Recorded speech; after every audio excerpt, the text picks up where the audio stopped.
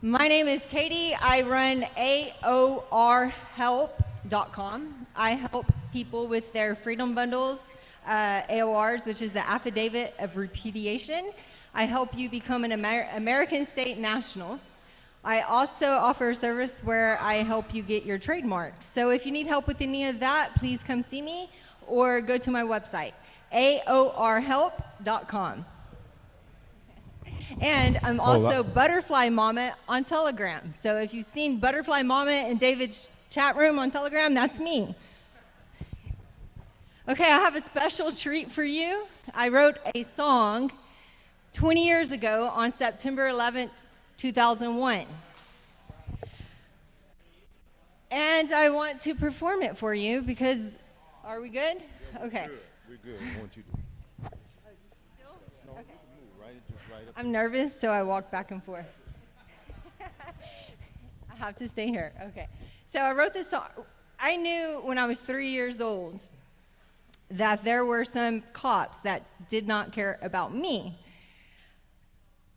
When they came to my house for a domestic violence dispute between my mom and my dad, and I was a scared little girl, and I was trying to hand a toy to one of the officers, and he looked at me very agitated and annoyed, and it left me with a bitterness in my heart that cops just don't care about people. And that thought was confirmed when Waco happened when I was 12 years old.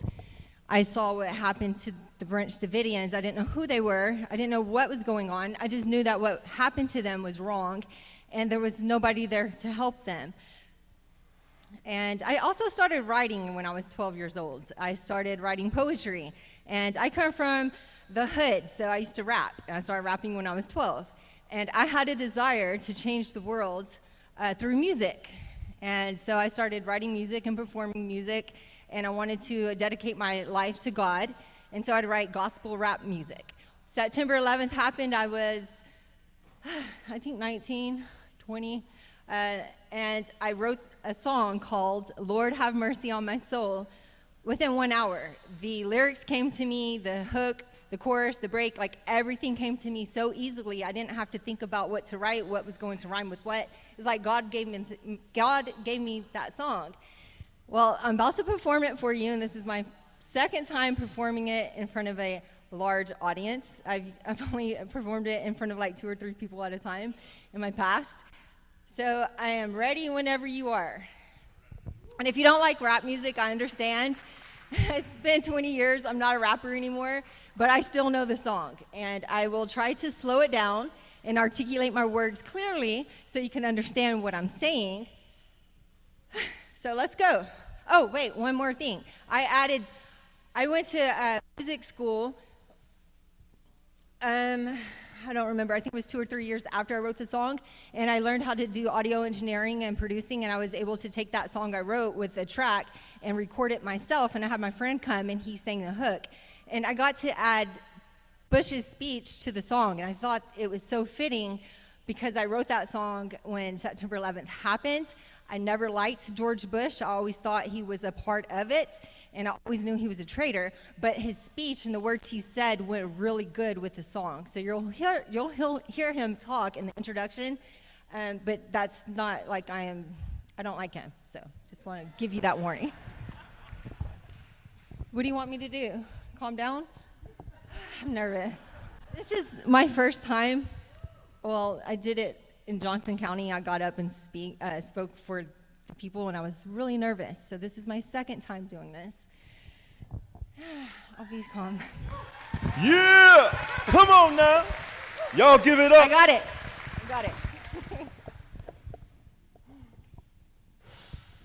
Today, our fellow citizens, our way of life, our very freedom came under attack in a series of deliberate and deadly terrorist acts. Come on. The victims were in airplanes, were in their offices, secretaries, businessmen and women, military and federal workers, moms and dads. All my life searching for that perfect destiny, but I'm starting to believe that it wasn't meant for me. Can't you see that we're cursed? Ain't no future on this earth.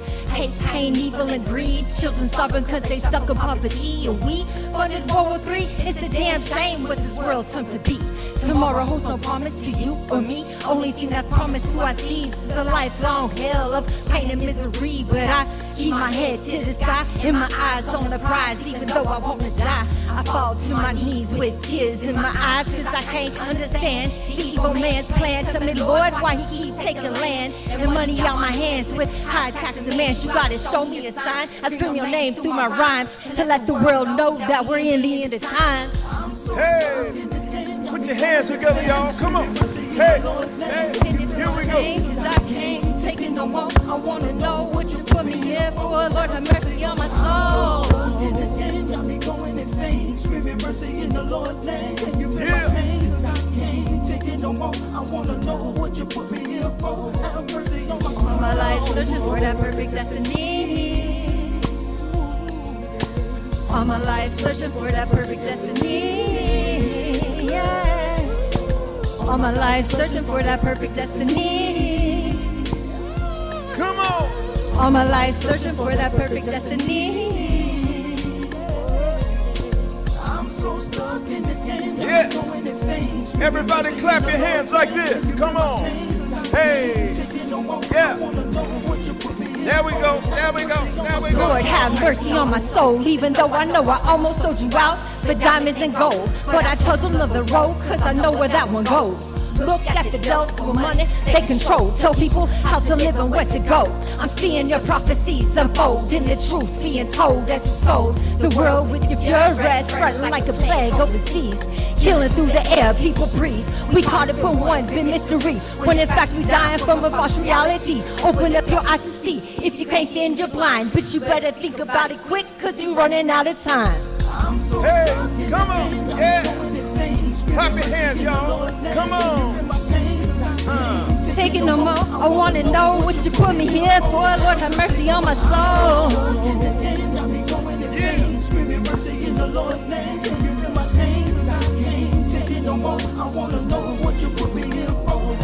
It's kinda crazy in the last days. Babies born with AIDS. Just seldom hear about people dying from old age. All my homies that are locked in a cage. Been away for years. I can't even cry. No more tears. This what life has in store for me. How can I ever find ecstasy? Living hell through life's misery. So much pain got me going insane. Searching for that perfect destiny.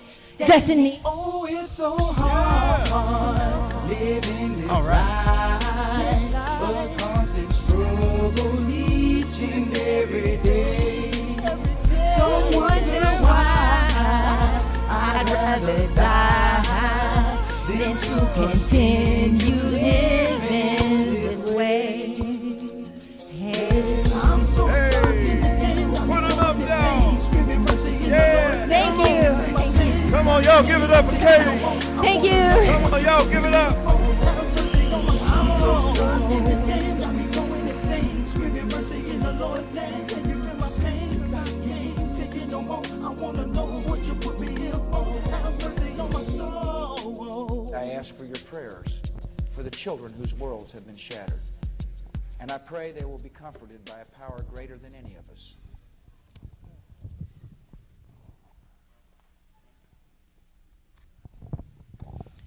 Okay, well, I will not be singing, but you did an excellent job, Katie. So I'm Marcella Crandall. I think I've known David probably the longest in the room, maybe next to Rob. And before I get started talking about 7K medals, I just think you guys should know a little bit just about this man has personally saved my life on 2 separate occasions. I mean, guns blazing had to save me. And it was me, I'm not at liberty to share too much about my story because God hasn't given me the full deliverance yet with my children. But I just need you to know that's how I met David Straight. My life collided with severe corruption, and no one would help me. I had gone to the FBI, the Attorney General, the President, everyone. And somehow God brought me David Straight. And if it wasn't for this man, I would not be standing here. That is 100% certainty. So thank you, David.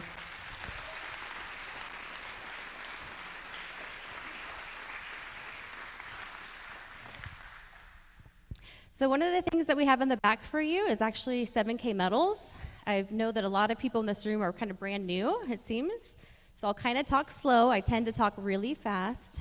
But the reason that we are promoting 7K so heavily is for a couple of reasons. One, it's a membership where once you pay an annual membership fee, you have access to all kinds of member benefits. So one of the benefits that we love is that you're able to buy gold and silver bullion at dealer direct pricing with no minimums and no maximums. That way the average every person can literally buy 1 ounce of silver at a time and still get it for a competitive price if they're buying it in bulk. So literally whatever 7K metals as a dealer can purchase the bullion for, they pass it off to their members at that same price. So no one in the company makes commissions on any of that.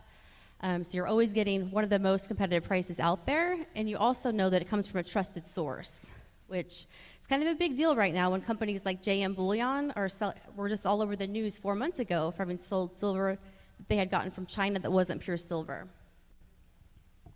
So the other thing, though, the game-changing benefit, and the reason why we always have more people that want to enroll than we do team to call people back, is a digital technology called the Sound Money Wallet.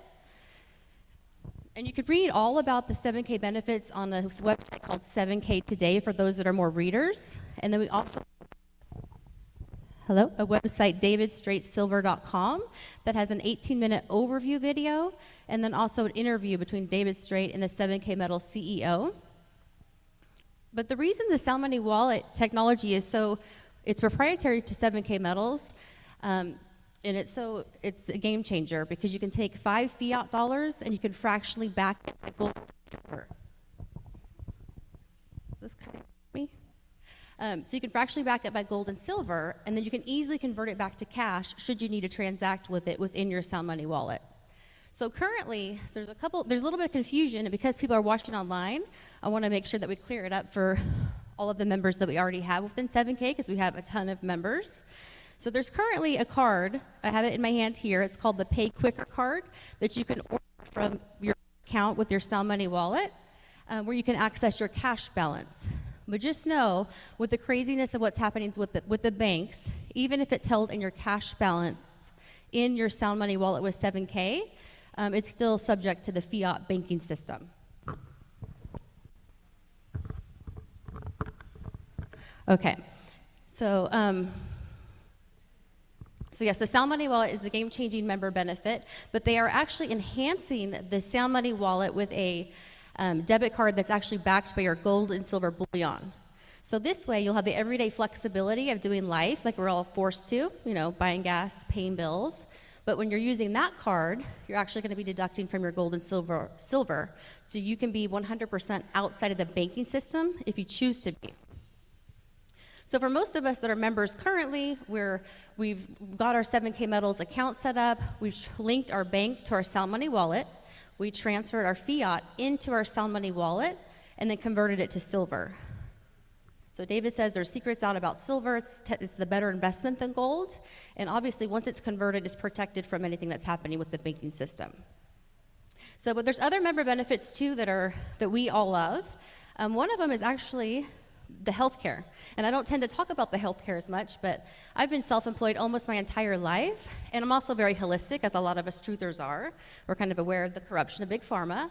However, there's still kind of a place for having some kind of backup healthcare for broken bones and things like that. Well, 7K Metals was founded by 5 patriots out of Idaho Falls, Idaho, and it took them a couple of years to work on this deal, but they sought out a deal with the sovereign nations of Indians. And in doing so, they were able to come up with special terms that only they could have, where they have doctors that are holistic doctors that actually can be covered, like chiropractic and naturopath, all kinds of different stuff. But the best thing is the price. So for solid PPO, full coverage, a family that was paying, when we priced, and this happens all the time when I kind of guide someone to the insurance, there was a family that had like a co-share plan through their employer for Kaiser, HMO. They were being charged $1,600 a month out of their check just for HMO healthcare. We priced it against 7K Metals. That same family of 4 has PPO healthcare, better coverage for $364 a month. So with that kind of savings, it may make sense for you to have some backup healthcare, and you just have access to that just by being a member of 7K Metals. Now the other thing, because this model, it's not multi-level marketing, but it is similar. I have no background in that whatsoever, and I realize there's some people that really are turned off by that whole marketing structure. But just keep in mind that we just wanted the membership to be brought to our audience because it aligns with what David teaches. Again, my background with David is more in human trafficking. But every new member that we enroll, we have to enroll underneath another member. And that's actually very advantageous for our members, because as long as you are receiving, doing an autosaver, which there's 4 different options for the monthly investment on the collectible side. So totally different than when you're buying bullion, which is about buying for the weight of the precious metal. So if you sign up for one of the 4 autosavers with the collectible numismatic coins, and the one that we like is the Silver State Animal Collection, because it appreciates about 40% a month. So as long as you're receiving one of these coins, you actually get points for every new member that we enroll underneath you. So some people are taking this and running with it and making it their own income source or a little side business, but nobody's expecting you to do that. Just know that's the take, that this coin, the points will bank, and then this coin typically pays for itself for most of our members, just because we grow so fast. Both David Straight and Bobby Lawrence are on our team, and we constantly have people wanting to join from Telegram. So I know I can be hard to reach. We have on the davidstraightsilver.com website, I'm still actively trying to build up a team that can funnel those calls. So for the people that are watching online, you cannot enroll yourself through davidstraightsilver.com.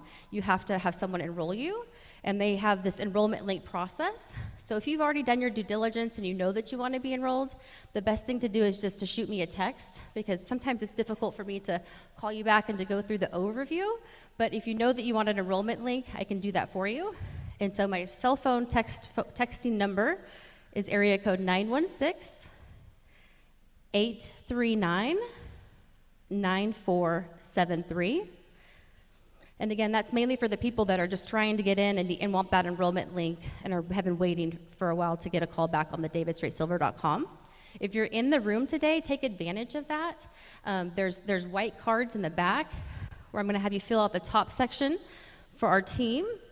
That'll get you invited to our weekly team Zoom calls. And because there is so much with 7K medals and so many of the member benefits that we don't always tell you about kind of at the event because it's overwhelming, we typically do a Tuesday evening Zoom call. In the first half hour, we do onboarding for our newcomers, kind of how to get your account set up, how to get your Sound Money wallet dialed in. And then the second half hour, we go through all of the other member benefits that we may not have told you about. So yes, if you're in the room and you want to get enrolled with 7K medals, just fill out this top part of the card, and then I'm going to have you sit in one of the chairs in the back, and you have to finalize it on your phone where you put your credit card info in, and then we'll get you on David's team. Is there anything else to talk about? Okay, I think that's it for now, but I'll be in the back if you guys have more questions. Thank you.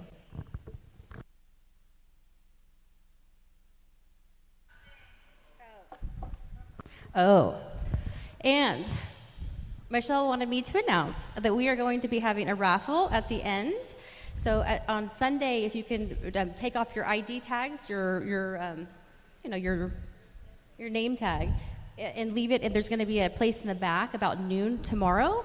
That's what we're going to be using to do the raffle. So all of the vendors in the back are going to be raffling off different prizes for that. Oh, and the other thing I should mention is I am the one that does the PMAs for business owners. So if you want to talk to me about that, you can go to the table in the back. And then we also have the website straightpma.com that will put you in touch with me if you want more information. Okay, thanks.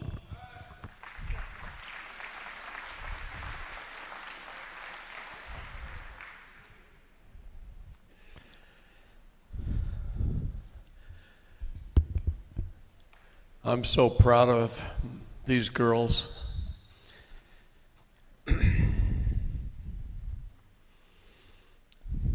It took a very long time to be able to get Marcella to where she could come up and speak, and it was very, very difficult. And I've watched these two grow so much in such a short period of time, really. I'm so proud of them. They're just like my daughters. I love them to death. And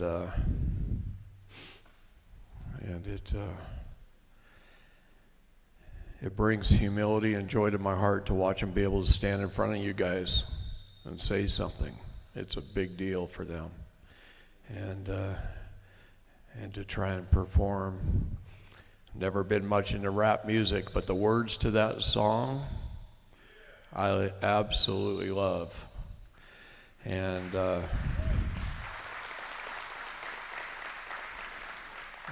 Katie wrote it, so that's pretty cool. All right, where were we?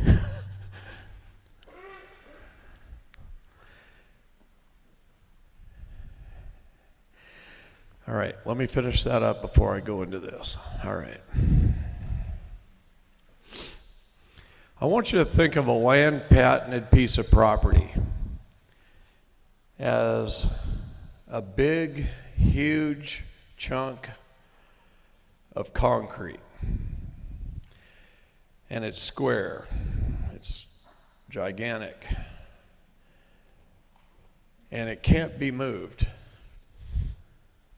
It's hard to pick up a piece of land from Michigan and move it to Texas, even though your soil's better most of the time. And pretend it's got a big hook on it, a giant hook on it. And this is your land patent, this big movable chunk. And not even the biggest excavator on the face of the planet could pick this thing up. It's just huge. It will never move from where it's at. And it's important to understand that. And what happens is the man that was granted this piece of property by government had to do some things to get it. He had to make improvements. He had to be willing to occupy it. He had to pay a fee. And it was so important to the expansion of this nation that it was signed by a president of the United States, except for Texas, which was signed by a governor or one of his assignees. So it was that important. Signed to his heirs, successors, and assignees forever. It can never be taken away. And someday he got old and he knew his time was coming to an end, and he may have granted that piece of property to his son.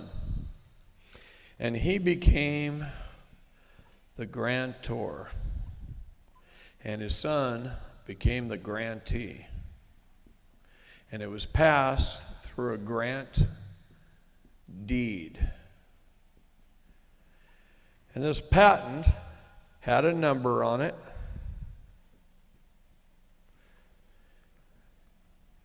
And it was described in metes and bounds.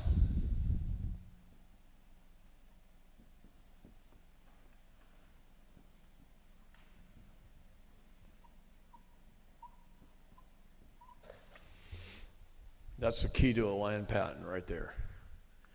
It's described in metes and bounds. Now his son may have passed it down to his son, and he became the grantor, and they became the grantee. And it's like welding a great big piece of chain to it. It's called a chain of title. And it's superior title because it's passed through a grant deed and tied to an original land patent. So it's superior. It can't be broken. And at some point in time, the county came along and they tied a cute little bow with a cute little string on it. And somebody got an abstract deed. Now, an abstract is a fallacy. That's what it is. It's SMU. It's shit made up. It's done under a war rant deed. a declaration of war that you accept. And they declared war on that landowner who, with his hard-earned money that he worked hard for, purchased that property. And the whole team of various people in various positions in county government, appraisers, real estate agents, escrow agents, and bankers stole. They got together as a little mafia group committing RICO and stole that property on behalf of the state. How did they do that? Well, first of all, a young couple, Mr. and Mrs. Smith, I'll make you two Mr. and Mrs. Smith, just got married, 20 years old, right? And Mr. and Mrs. Smith wanted to buy their very first home together. And they don't quite have the money saved up, maybe a good down payment. And then they go to a mortgage banker and they fill out their applications for their mortgage. It gets turned into the bank and they sign their name. And as the signatory officers of their trust that was developed on the day they were born, the bank, without any full and honest disclosure of the terms and conditions of the contract, took that money out of the trust, put it in the bank, and paid that home off in full. But they signed a debt application with a promise to pay 30 years of payments at $1,000 a month. Okay? And then, because it's under a warranty deed, the county charges you property taxes on top of that. And the house was paid off out of their trust from the beginning. But they operated as a debtor rather than a creditor, so they didn't know how, because they weren't taught. And when they went in to sign all their mortgage documents at the escrow agent, another one of the mafia, they sign all their mortgage papers, and the escrow officer gets all done, and she stacks it all up neatly, and she moves it aside. And she is trained to say, Mr. and Mrs. Smith, how would you like to hold title? They just bought their first house. They've never done this before. Nothing's really explained to them. And then the escrow agent, or one of them, says, well, I don't know, what are our options? And the escrow agent looks at Mr. and Mrs. Smith and says, well, most married couples hold title in joint tenants in common with a warranty deed. And they have been indoctrinated since they bought their first toaster to get a warranty. And then they got a warranty on their toaster and their microwave and their fridge that they've been using in their apartment. They got a warranty on their phone. They got a warranty on this, their warranty on their car, their warranty on everything. So warranties are good because they don't know what it means in English. And they look at each other and go, oh, well, yeah, joint. Okay, I guess if that's what most husband and wives do, we'll do that. And the escrow officer says, thank you very much, Mr. and Mrs. Smith. Be on your way. Have a nice day. And I'll get all your paperwork prepared and your warranty deed filed with the county, and then you'll get a copy in the mail. Thank you very much. Have a nice day. And they drive off. Happy new homeowners.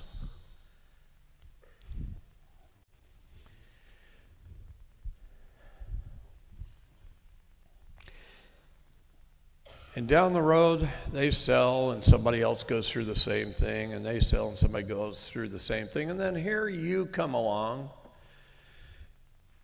and you go through exactly that same thing. But the chain of title was really broken right here. Everything else is an abstract. And there's even a guy in this mafia group called an abstractor. And they have companies that do that, who for a fee of about $1,500 do title searches for banks. And they'll only do a title search that goes from here back to here.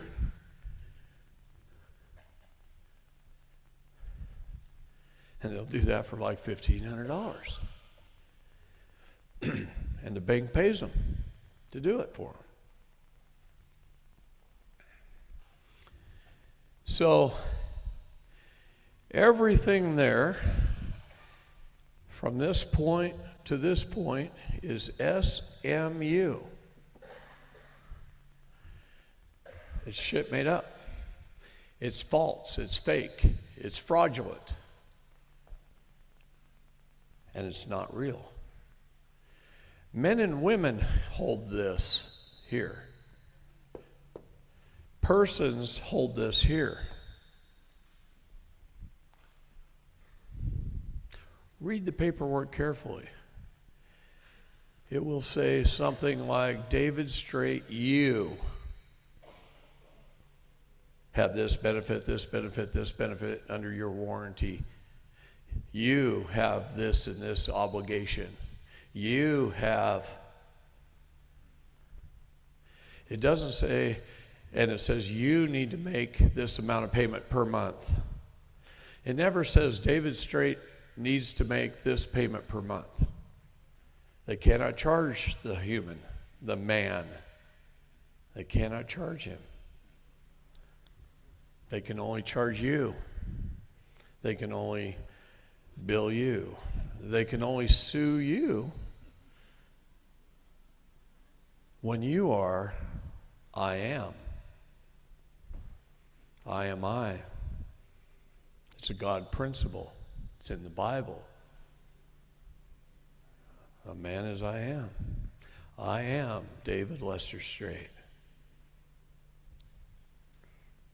I had a judge look at me one time and said, David Straight, you. And I turned around.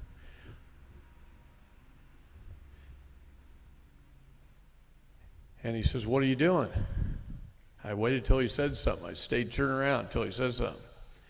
He goes, what are you doing? I'm looking for my imaginary friend, you. Are you, Your Honor? Are you? Because I sure as hell ain't. But I am David Lester Straight. He goes, case dismissed. That's simple. You can't let them deal with a you. Hey, you! Who am I talking to?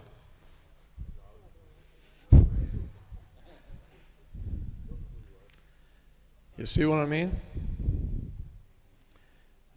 Understand that you and I am principle very, very well.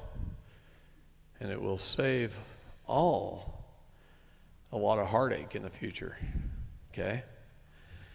So, they don't know how to deal with me. Anyway, what you need to do to claim your land patent is create you another grant deed.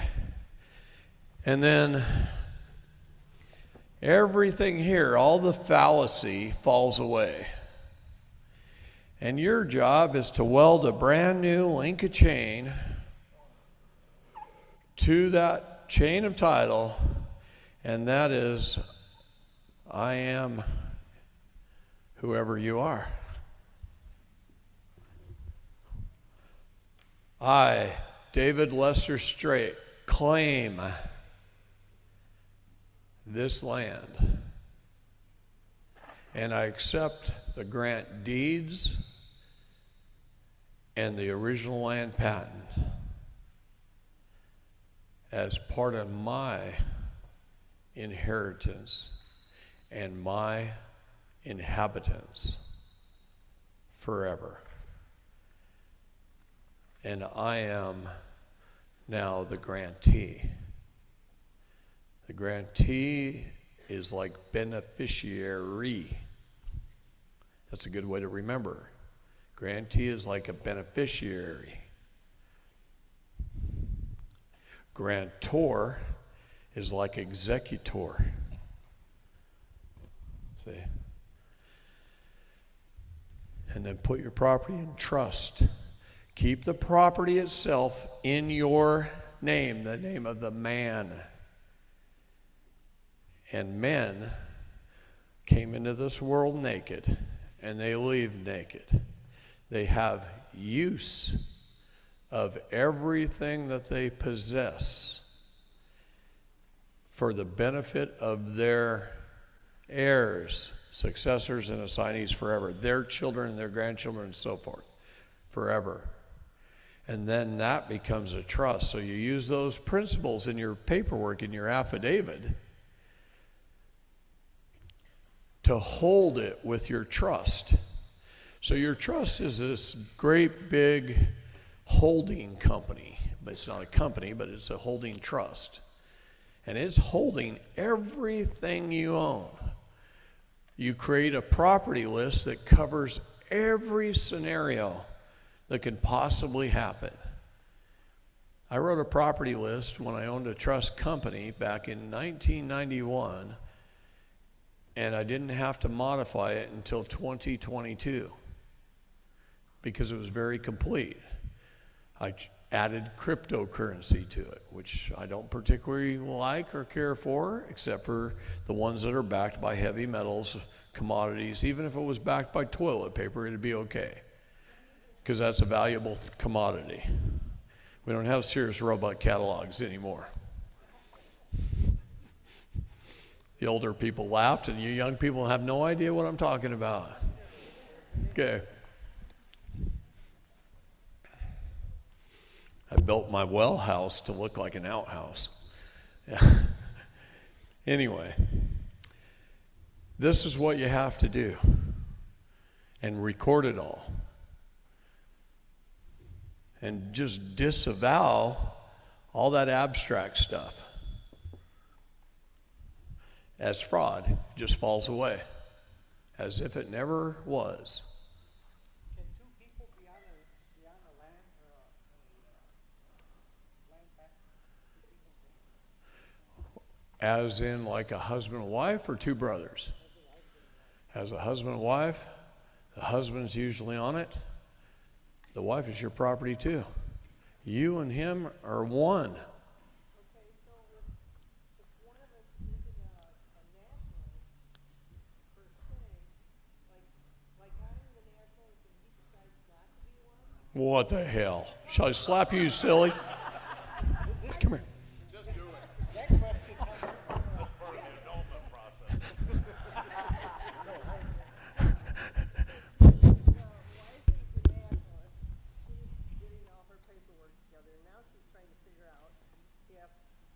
because he doesn't want to. So not us two, some friends, but now. Why doesn't he want to? Tell him he was born a state national. And when he was registered, then he became a U.S. citizen.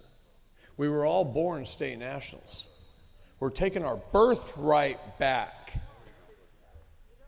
Understand how important that is, to take your birthright back. U.S. citizen was created by the 14th Amendment of the Constitution. How long did this country exist before it was created? And was the 14th Amendment even ratified? No.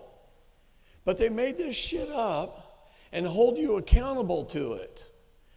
So now you're in trouble. Now they attack under the War Powers and Emergency Powers Act. And they attack you and attack you and attack you and have no defense. Pull up Johnson County records and see if I was ever arrested.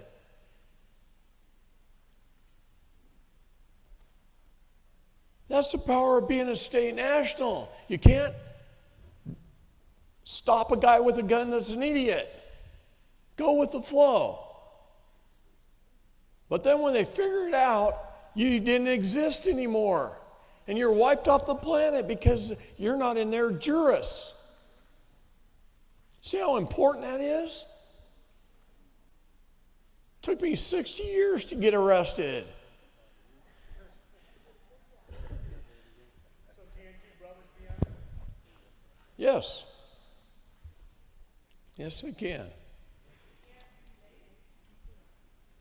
You should be, because it's to their heirs. A father can leave the property to his 2 sons. The problem is arguments and family squabbles and fights, and it's like holding a business partnership together. It's very difficult. All right. Have we beat land patents to death yet? You want to erase my board for me again? You did a good job the first time. You just found the land patent just now? I'm so proud of you. Isn't that cool? Just now. She looks it up on the computer, and there it is. All right. Hey, we were still a part of Ohio then, too, by the way. We weren't Michigan yet, apparently. Hey, no, that's correct. Yeah.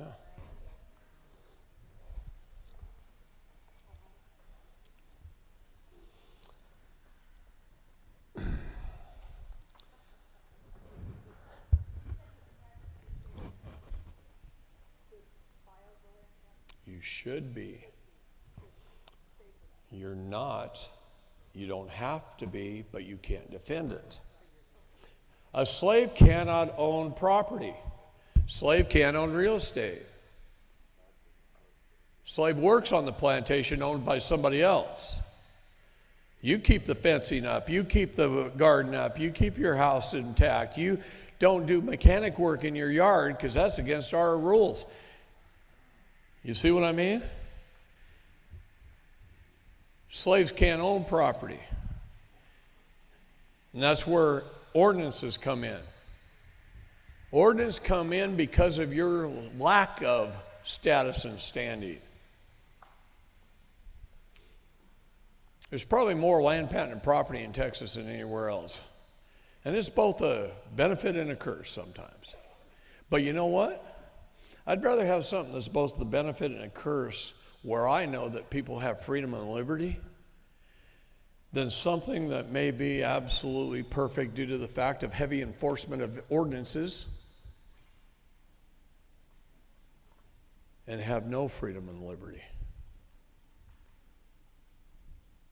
That means you go in Texas and there's a $1 million home sitting next to a trailer with cars in the yard. See? Sometimes that can be a curse. But I'd rather fight for the freedom and liberty of that than have the other. Okay?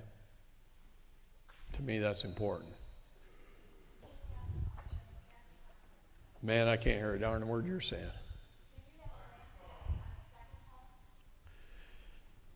No. Yes. There's my answer. She asked me if we could have a land patent on a second home. Yes, you can. I have a commercial building, Bonnie and I, with a land patent on it. And I'll tell you what, when we put that property in land patent, all the oil companies started calling us wanting to buy the mineral rights again. They were all sold out from under the property years ago, before Bonnie bought it. And then when she put in a land patent, they all called to buy the mineral rights again because they knew she owned it. What's that tell you?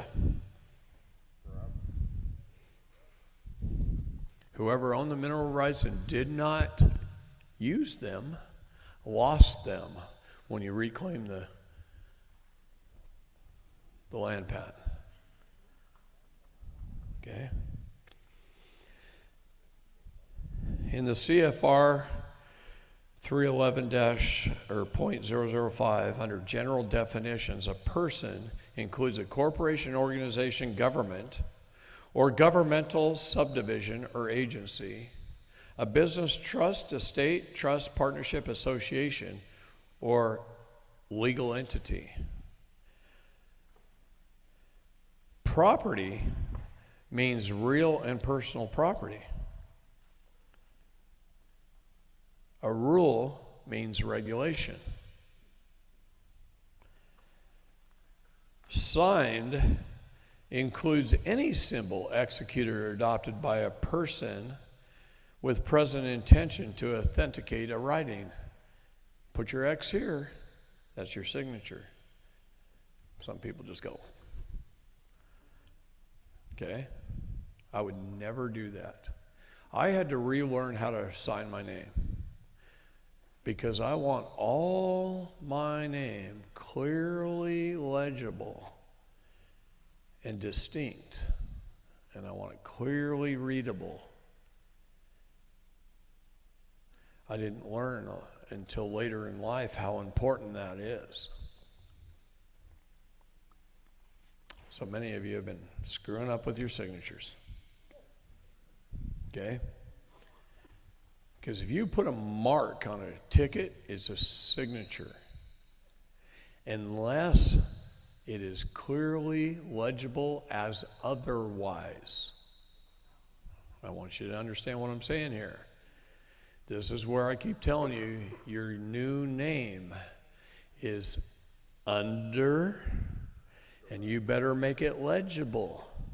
Under duress. Under's your first name, duress is your last name. But it's got to be clear and legible. If you write it quickly and it's not legible, well, it's the same thing as your signature, Joe Smith. But if it's clearly legible, it shows your intent. And your intent is that you were forced or coerced to sign it under duress. And if you can put all rights reserved or UCC 1308 or, I mean, there's a million things you can do to add to that help enforce your intent.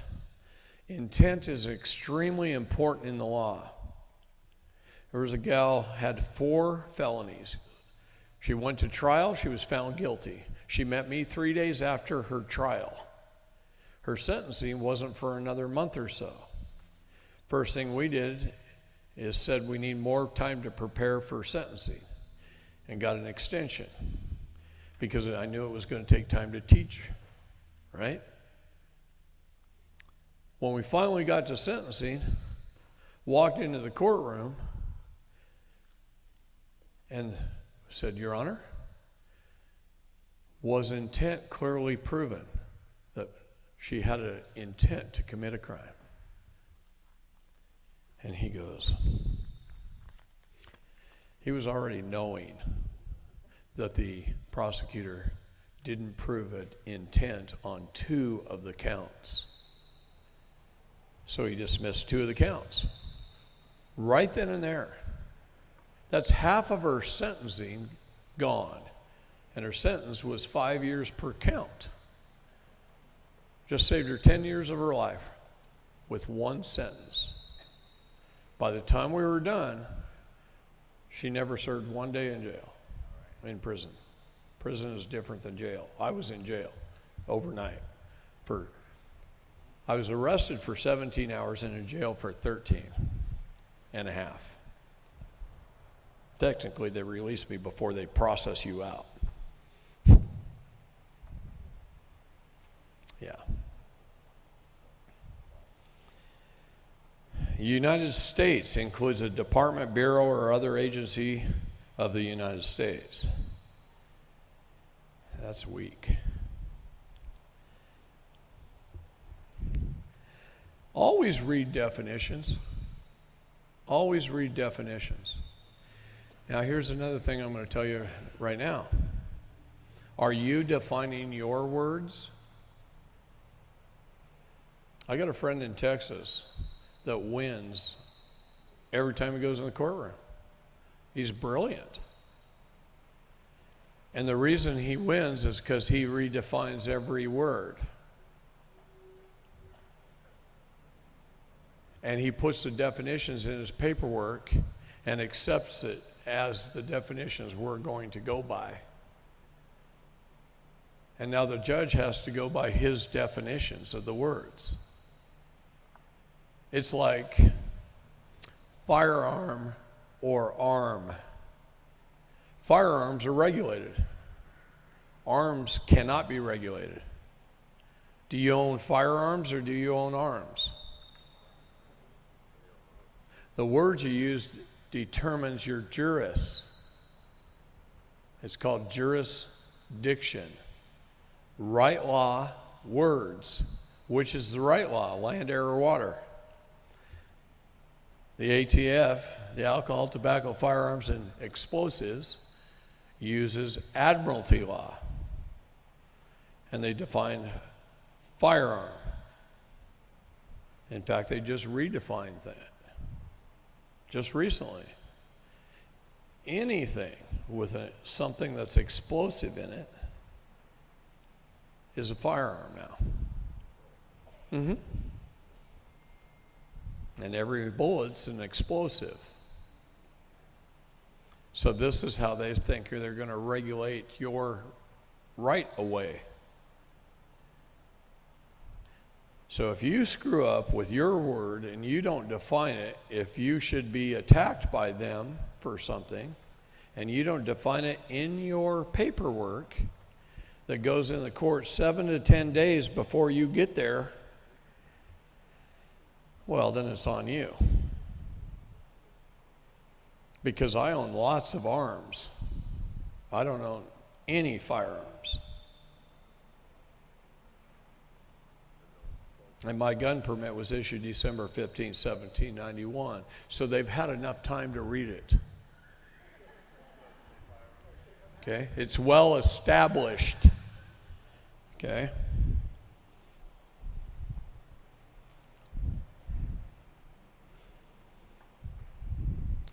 I want to read you something out of Texas Code.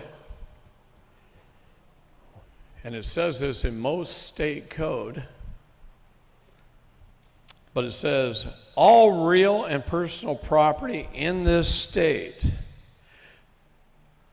the property of corporations now existing or may be hereinafter created, and the property of all banks or banking companies now existing or may be hereinafter created, and of all bankers except such as hereinafter expressly exempted, is subject to taxation. All property is subject to taxation. And such property or the value thereof shall be entered in a list of taxable property for that purpose in a manner prescribed by this act. Real property for the purpose of taxation shall be construed to include land itself, whether laid out in town, lots, or otherwise, and all buildings, structures, and improvements or other fixtures of whatsoever kind thereon, and all the rights and privileges belonging or in otherwise appertaining hereto, including all mines, minerals, quarries, and fossils in and under the same. When you read something like that, you better pick out their words and you better define them in your document. If you don't put a definition of those words that apply to you, that you accept well enough to put on the record, then they go by this. And then you wonder why you will go in and your house was being foreclosed on and you prove the bank and all these guys in the mafia created fraud, and he still takes your house from you. And you proved it beyond a shadow of a doubt.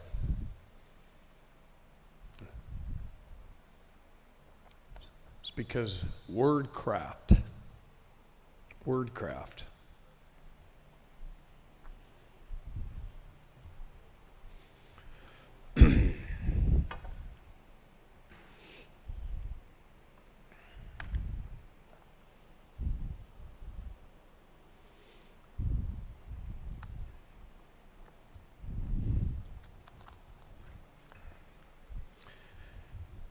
So,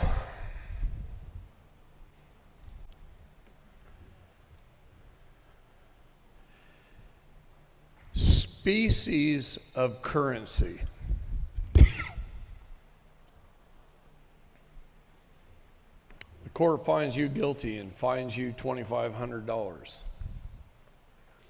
Your Honor, I'm happy to pay that if you can please tell me what species of currency I have to pay that in. Could it be bonds, silver, toilet paper, coffee beans?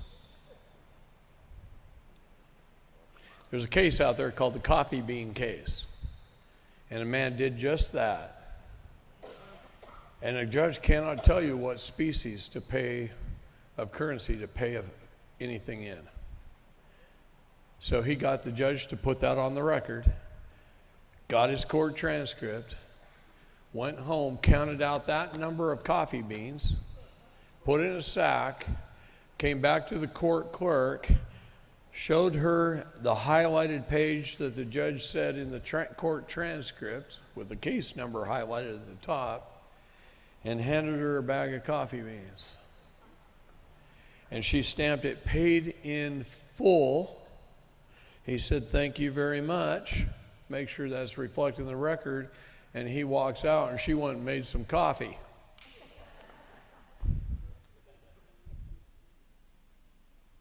Yeah. They cannot tell you what species to pay in. There's a big difference between words.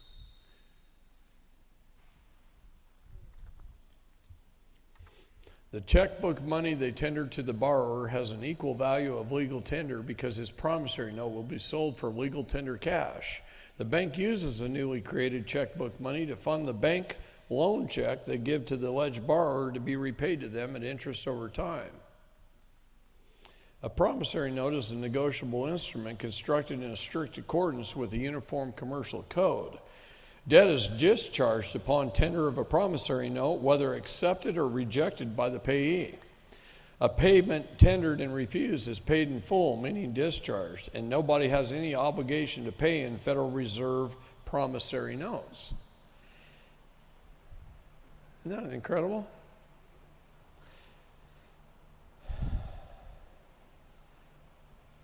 Right now, today, they added a couple of documents to Bonnie's case.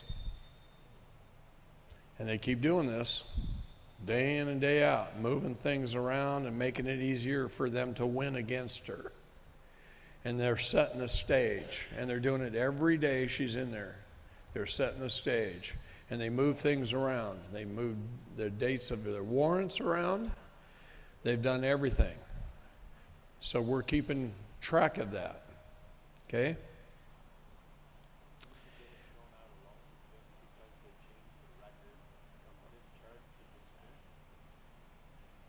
They did change the record. There's 8 million ways we should have been able to get it thrown out, but they are doing all the wrong things. Do you understand? They constantly break the law. They're not going to do the, and I don't expect them to. That's the beauty of how I win. I win every time. I expect them to do absolutely the wrong thing. And then I nail their butts to the wall for it. Most people don't know how to do that. Okay? They just signed another attorney.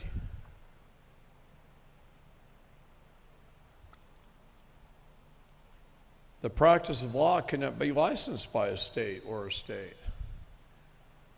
Show me the corporate charter issued by the Secretary of State of the United States for your law firm, Mr. Attorney.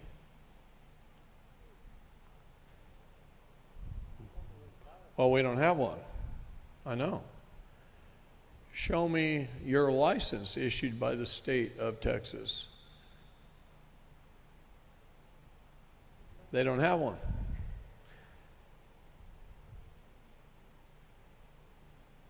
One day the judge says, "You're not a licensed bar attorney, are you?" I'd been arguing for like a half an hour. When I walked in, he thought I was an attorney. And he didn't ask, so I let it go. And I'd been arguing for about a half an hour, and he goes, "You're not a licensed bar attorney, are you?" And I said, "I would never be a member of that criminal organization. I like to keep my hands in my own pockets and not in other people's." And it pissed him off. And so he said, you need to leave the courtroom.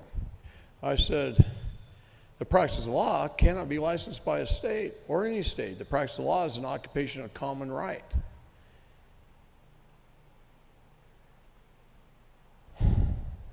The Administrative Procedures Act, Section 6, says the practice of law is open to anyone, not just a bar member. See, they bet you don't know that. That's all they're doing is playing a game, a chess game. And believing you don't know how to play chess. And most of them don't. Most people don't. They're so used to railroading you. I learned this in 1989 by my mentor, who was a 23-year federal prosecutor, retired. And he retired because he couldn't stand the corruption anymore. And he decided he would help people for free. And I was a young dad with 6 kids, and CPS had just taken my kids from the hospital while I was at work. I owned my own home, and I had 5 rental houses, and I owned my own business. And I'd served this country, and I'd made money. I made good money. I had over 100 people working for me when I was 26 years old, including 6 attorneys working for me in my office with my business card, not theirs, not a law firm. They worked for me, and they were licensed bar members. And here's a 26-year-old kid telling them what we needed to do. See? But I fought for them and I got them back because I had a mentor who came down and spent the weekend with me. They took him on a Friday night. And he spent the weekend with me and told me how to go into court where I didn't even have a court case yet. I haven't been served one single document. And I went in and I made my own court. And I won, and I got my kids back that afternoon. 3 of the longest days in my life, they had my kids. And believe me, I was ready to kill somebody. I knew they were my responsibility.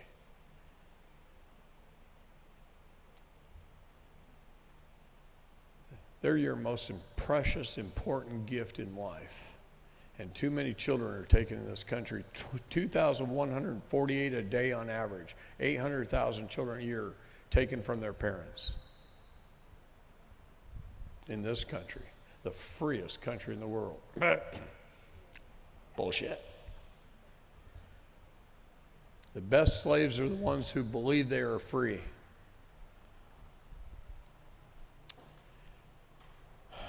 I sure got off that subject. What happened? Whew. Anyway, I don't know where I was.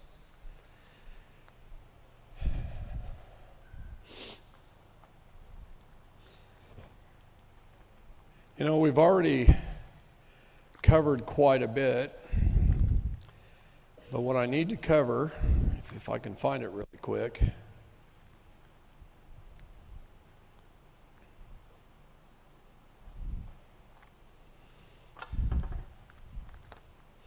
hey, you think the United States is not on a depopulation program? Do you guys know who Deagle.com is? Deagle. D-E-A-G-E-L. Do you know who they really are? Who owns them? Yeah.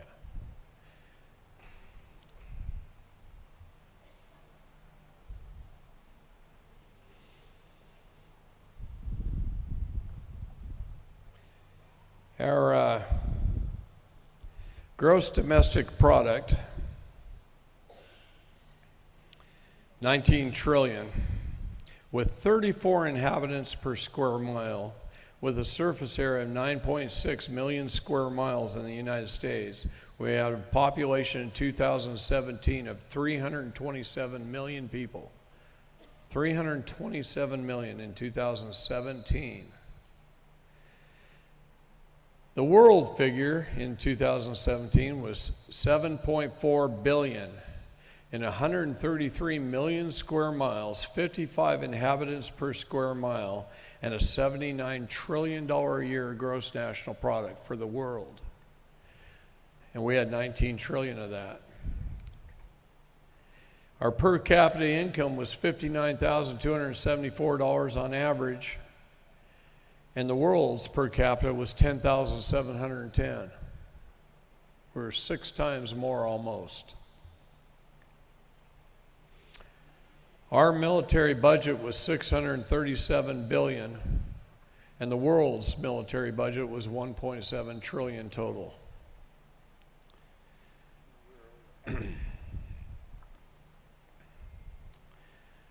Here's where it gets really scary. Their forecast for 2025, 2 years away, is that we only have a population in the United States of 100 million. We dropped from 327 million to 100 million.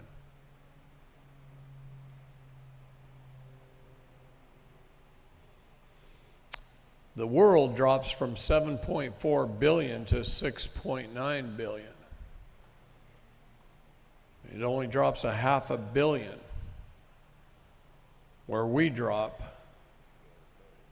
the most of any nation on earth, because we're the most developed and we're the biggest rebels. Okay? Our density will drop from the 34 inhabitants per square mile to 10. From 34 to 10. Our gross domestic product will drop from 19 trillion to 2.4 trillion.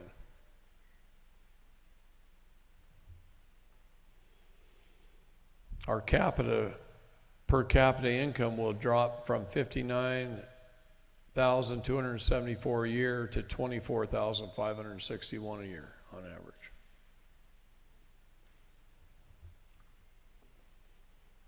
Now I'm going to tell you that's not going to happen. None of this crap's going to happen. This was their predictions to kill you off, to move you into small coastal cities. All their predictions are going to be destroyed by God.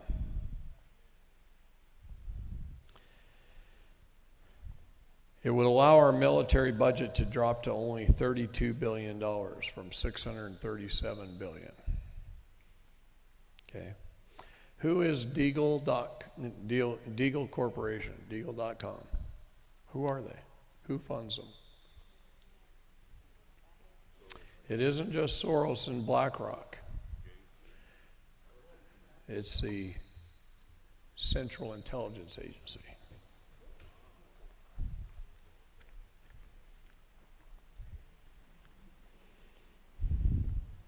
If we the people don't wake up and vote with our feet and stop this crap, they're going to come closer to their goal than they should. It's up to us, and we don't have a lot of time left. Believe me, I have been getting reports the last 2 years on a monthly basis that scare the hell out of me. They really do. And they should scare you too.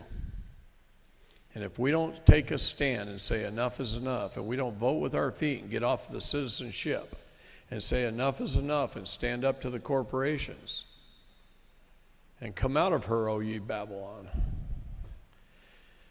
then we're going to be in a lot of trouble.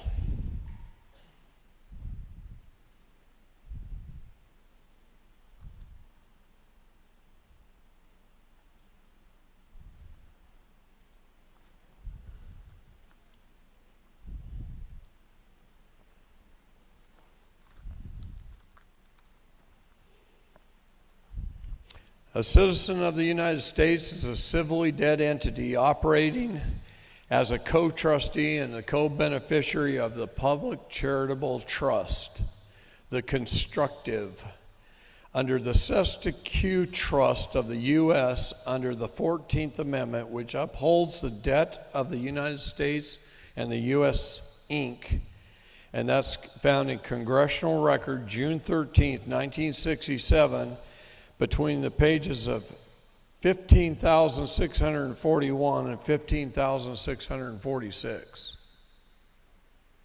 I want you to remember that. This is one of the most important things I think I found when I was reading. This one little piece of the puzzle put a lot of pieces together in my head for me that I've been trying to share and teach. That's why I teach this stuff. I had to pull stuff here and pull stuff here and pull stuff here, and I read more than 200,000 books. Can you imagine reading 200,000 books? I did that over a period of about 10 years, 200,000 books. I was digesting 1,600 pages every night. I was blessed with a gift where I could read 1,460 words a minute and remember it. That all went away when I had that series of strokes and heart attacks in 2013. And 14, 15, and 16 were very hard for me. From 17 till now, I'm starting to get all that back. But that period of time at the end of 2013 almost ended me teaching you guys. I almost quit.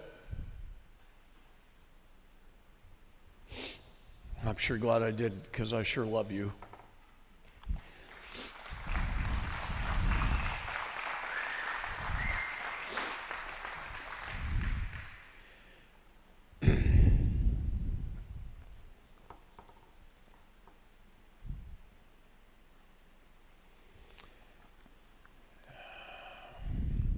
I have no idea where my marriage stuff went in here.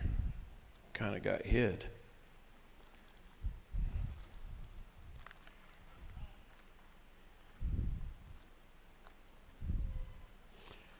Well, this is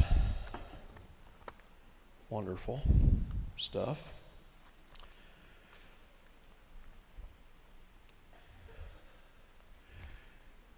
How do we move from public to private? Remember, that's what it's about. There's 3 jurisdictions, land, air, and water. We all know that by now. We know what those are and we know what those mean, right? Everybody? Okay, how do we move from what is private to what is public, or from public to private? We have to throw that off. We have to throw off that corporation. God tells you to come out of her, O ye Babylon, because Babylon was the first incorporated city in the world. That's what it means to come out of Babylon. Throw off that corporate construct. Katie's got shirts back there that say that on the back. I think I'm wearing one underneath this shirt. So there are things we have to do. We have to move from that corporate LLC, corporation, S-corp, partnership deal that's registered with the state. Every time you register or license something, it's in the public. And it removes your rights. And they say it gives you privileges. I have never seen that. I don't think it's a privilege. I just don't. But it removes your rights and replaces it with a privilege to drive. You have a right to travel, to freely assemble. Remember, it violates the First Amendment to the Constitution. It's a constitutional violation, therefore it is null and void on its face. You guys, how many people drove here? Okay, drove or traveled? I was checking to see who had come up with it. So just about everybody. Do you understand we couldn't freely assemble?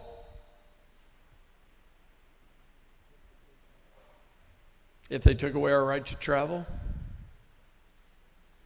You know how important that is? You couldn't even assemble at church if they took away your right to travel. This is why we have to defend it so briskly, so quickly, by so many people. We've got to stand up and say, enough is enough. I'm not going to register that vehicle. I paid for it with my own money. Get your MCO, get your superior title. Hold your property and land patent. Go buy some that already is. Right back there. Those guys are performing incredible service, both of them. Huge service to us. Those are things that a decade ago was incredibly hard for people in this movement. I've been doing this for more than 3 decades now. Everybody was asking me for silver and gold. Where you buy yours? Well, I started buying from 7K because I liked that it was a patriotic company with the right mental attitude, and they were conservative, and they were coming up with some very unique things, and they did it in a way that's perfect, really.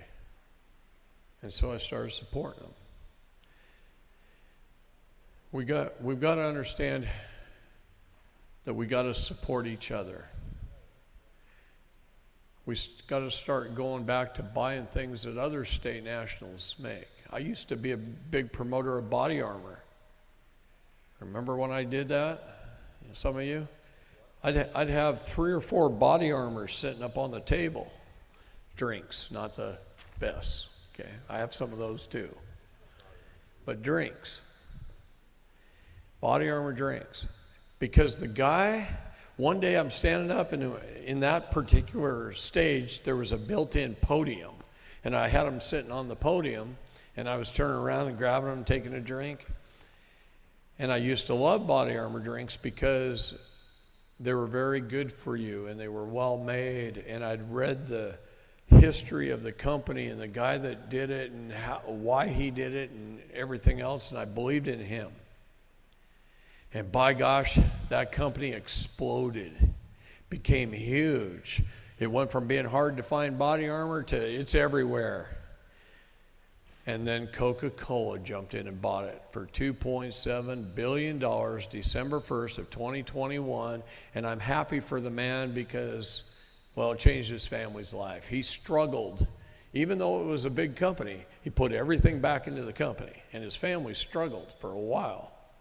And one day he came to one of my classes, and he was sitting in the audience, and he walks up to me at lunchtime. He says, well, how do you like that stuff? And I started selling him on it. I didn't know he was the CEO, founded the company, right? But we got to support each other. And so find products that other state nationals have created, okay? And go support them. And stop shopping at Walmart, McDonald's, and buying Coca-Cola and Pepsi and fast food. Watch where you eat. Try and get better nutrition in you. Your health is more important to me than the movement. If nothing else, I want you to survive this whole thing and not be killed. And our water, oh my gosh, be careful of what water. Can I pick on you guys? Thank you. See this shit that they sell everywhere? You know what they killed death-made inmates with? It's listed right here on the label. This doesn't freeze.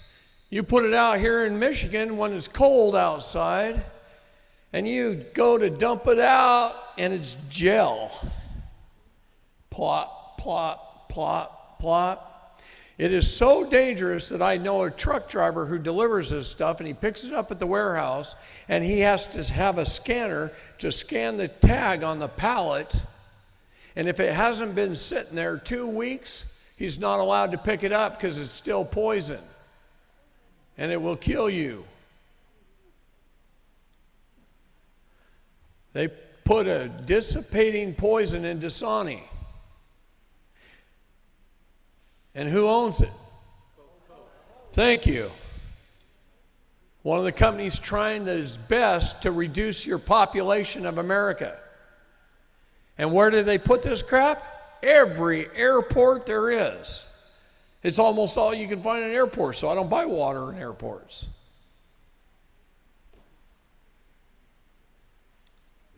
This is pure poison. I've tested hundreds of brands of water, and if you can find good quality spring water bottled at the source, that's good. Fiji is one of the best waters there is. Is that ingredient sodium lauryl sulfate? No, it's potassium chloride. And you're drinking this. How's your health? Not bad. It's not very good. Yeah, this is killing you. I love you too much for this. I want to beat you with your own cane. I'd never harm you. I love you. But I look around and I see stuff like this, and it is absolutely pure poison. Well, I don't know. Let's see what that one is. Yeah, no, this is fine. We picked it on purpose. Huh? It was the only all-natural spring water brand with no added ingredients, pure water bottled at the source that Sam's Club carried. And it was not the cheapest water. Do you know this actually costs them more to make than that? They have to buy huge truckload barrels of additives to put in this. Do you understand that company is losing money because it's more important to kill you?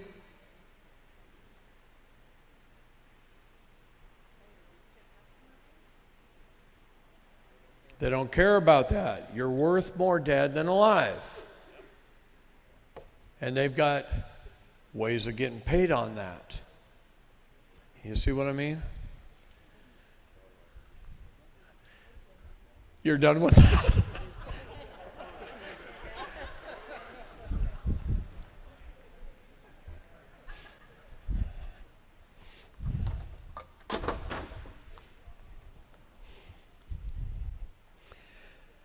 Pay very close attention to anything off the shelf that you're buying. Everything, read it. Stay away from soybean, corn, and corn.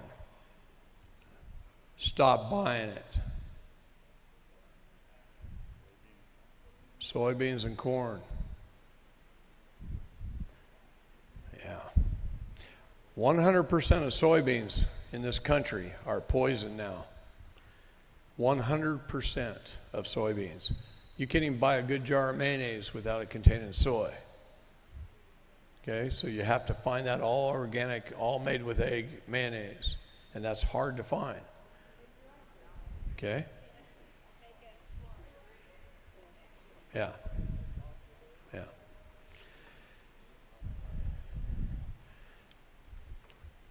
This doesn't make you smarter.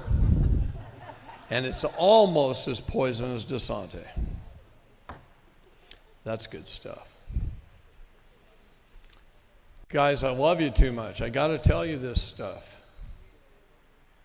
This isn't just a class about changing your status. This is a class about surviving the future. Okay, because in the last days, we're being attacked right now by the Bar Association and the bankers than we've ever been attacked in our history. And they're going after more and more people. And the volume is worse, and the charges are worse, and the amount of money they're making is more. They know their gig's about done. So they're trying to profit as much as they can right now. And then they're going to try and kill you off. So And they already started that program. Our population in the United States has already reduced in the last 2 years. Hasn't grown, it's reduced. I walked into a flower shop about a week before Bonnie was arrested to buy her flowers, which I do on a very regular basis for no occasion whatsoever. I spoil her to death. And I went to buy some flowers. And she goes, it was like 10:45 in the morning. She'd been open since 8:30. I walk in, she goes, oh, you're the second customer today. And I said, second? We're right off a major road, there's cars. Why am I the only second one to walk in today? And she goes, because most of our business comes over the phone. I don't know if I got time to make you up some flowers right now. I've got all these orders to fill. And she pulls out a stack of invoices about like that. I said, you're that busy? That's a lot of flowers. She goes, yeah, I ordered a truckload on Monday. I ordered a truckload on Tuesday. I ordered a truckload on Wednesday. I ordered a truckload on Thursday. And today's Friday. And I had a truckload delivered this morning. She goes, you wouldn't believe the volume of flowers. And we're just a mom and pop family flower store with our 2 daughters working. And the mom and dad. 4 people. And she's got a stack this high. I said, is it a holiday or what is going on? What's going on this week? What is it? She said, no, it's all funerals. I said, is that normal for you? Was it that way 2 years ago? She just told me she had been in business over 15 years in that same location. I says, is that normal for you?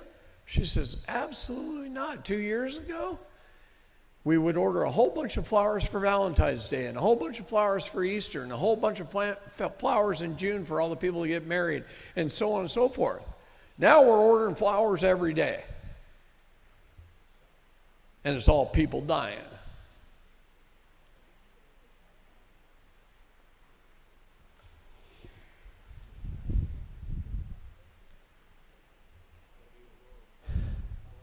These are my people, my fellow Americans that are dying. Dumb or not, whether they took the shot, doesn't matter to me.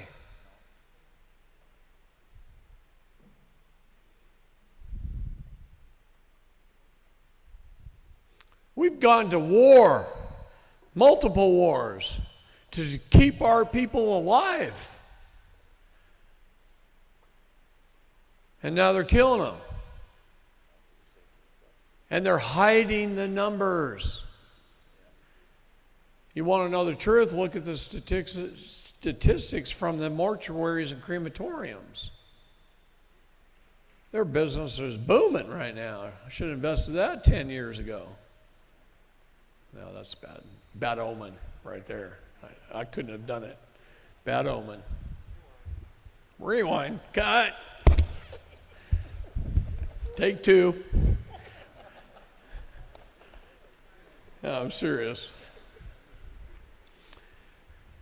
So we got to move from these LLCs and these corporations, we got to move them into private membership associations.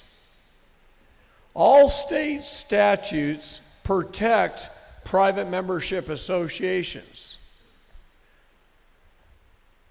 Your charitable events, you can move them into foundations.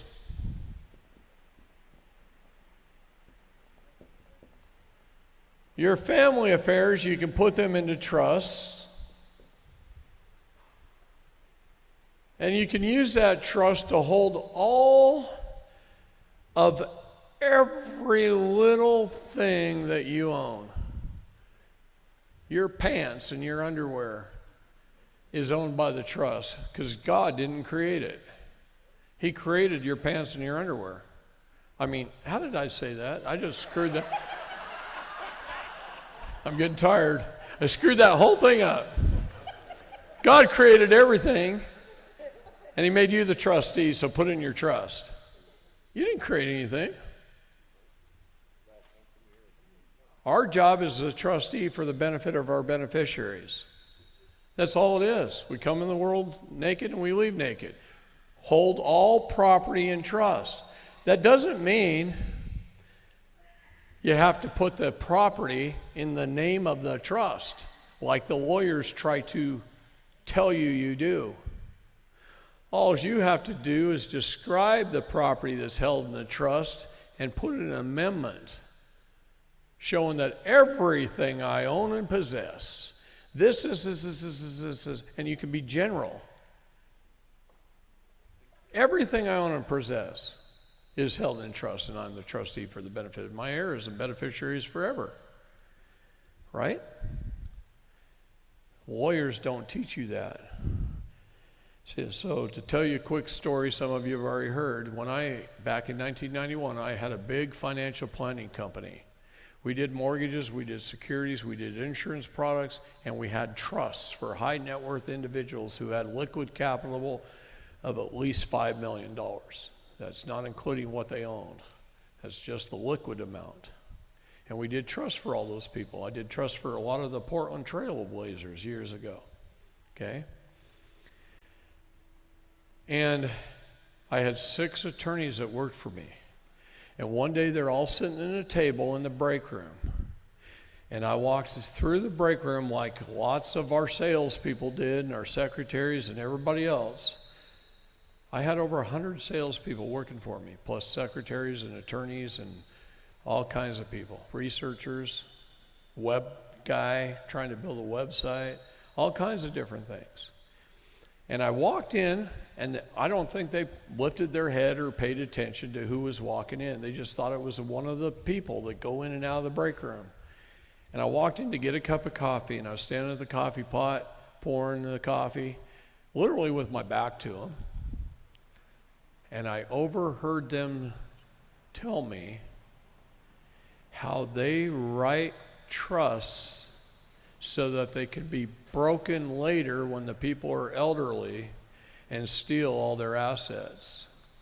And one of the biggest problems we run in today is the theft of elderly's assets by attorneys. It's one of the biggest problems we run in. The minute you go into a assisted living center or an elderly care home, you become a ward of the state and you own nothing. And they can go after all your assets.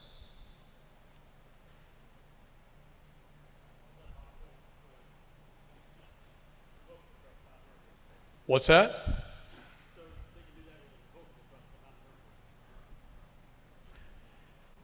Well, let me tell you something. Attorneys are smart. If an attorney wrote the trust, he wrote something in there in a way to break it.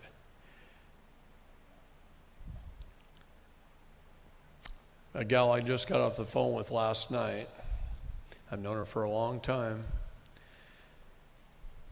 She went through similar problems as some of our people here, if you know what I mean. I'm not going to say that loud.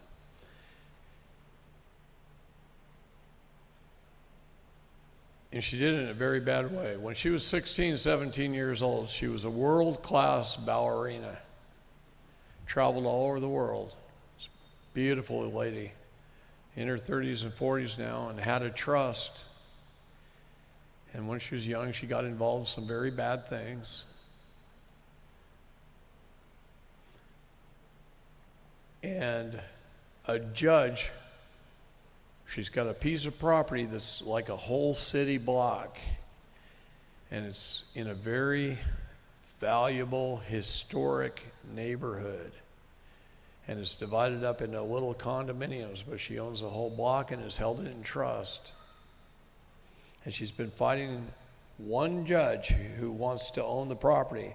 In fact, he took it from her and put it on the deed. Put his name on the deed. We won in the California Supreme Court. She won. And she got the property back, but it's still not over.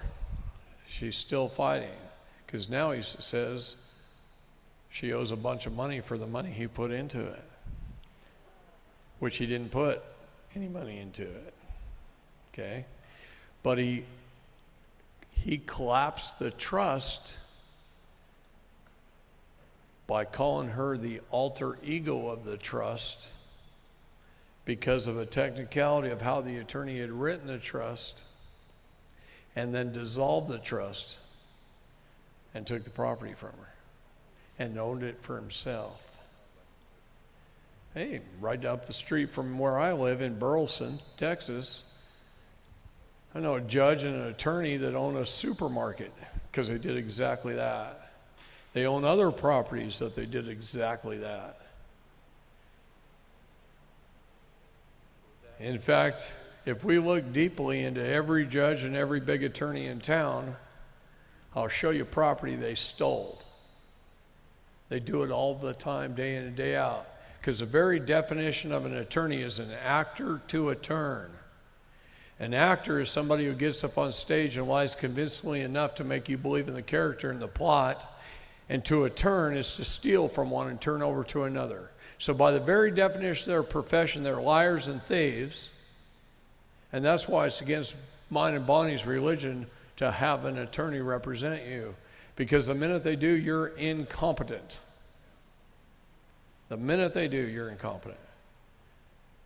And you contracted your incompetency and paid them handsomely to steal from you. I run into more people in the United States that call me, probably a dozen phone calls a day that leave voicemail messages, who are calling me because they paid an attorney a whole bunch of money who did nothing for them.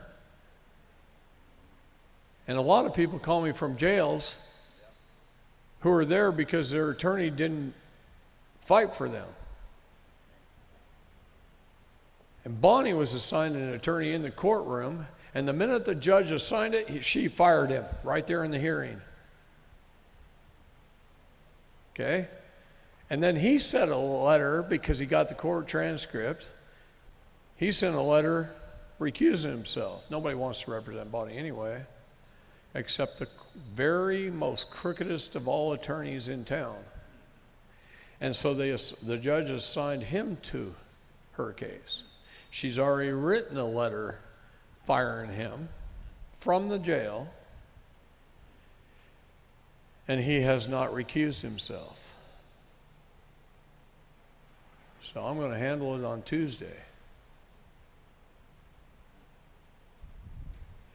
I'm telling you, they put him there to put her in prison. It takes 3 signatures to put a man or a woman in prison. Without those 3 signatures, you can't go. Whose are they? The judge, prosecuting attorney, and either you or whoever you signed away your power of attorney to. You either did it by taking a plea deal, or you signed your power of attorney and he did it for you in the back room. And he made your body the surety. All courts are banks. All judges, bankers. The business of a bank is to create a security. All crimes are commerce in the law, even murder. 27 CFR 7211. That's right. You're pretty damn good. Say it out loud. Been studying 10 years. No, say what the code. 27 CFR 72.11. That's right.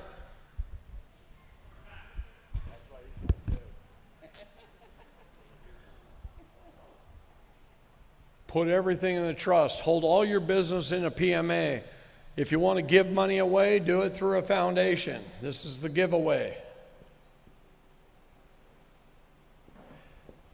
So to go back to my story, this 6 attorneys that were working for me in the break room eating their lunch, I overheard them tell me that.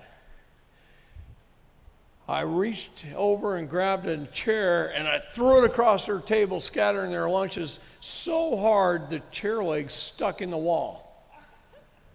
And the chair's hanging there.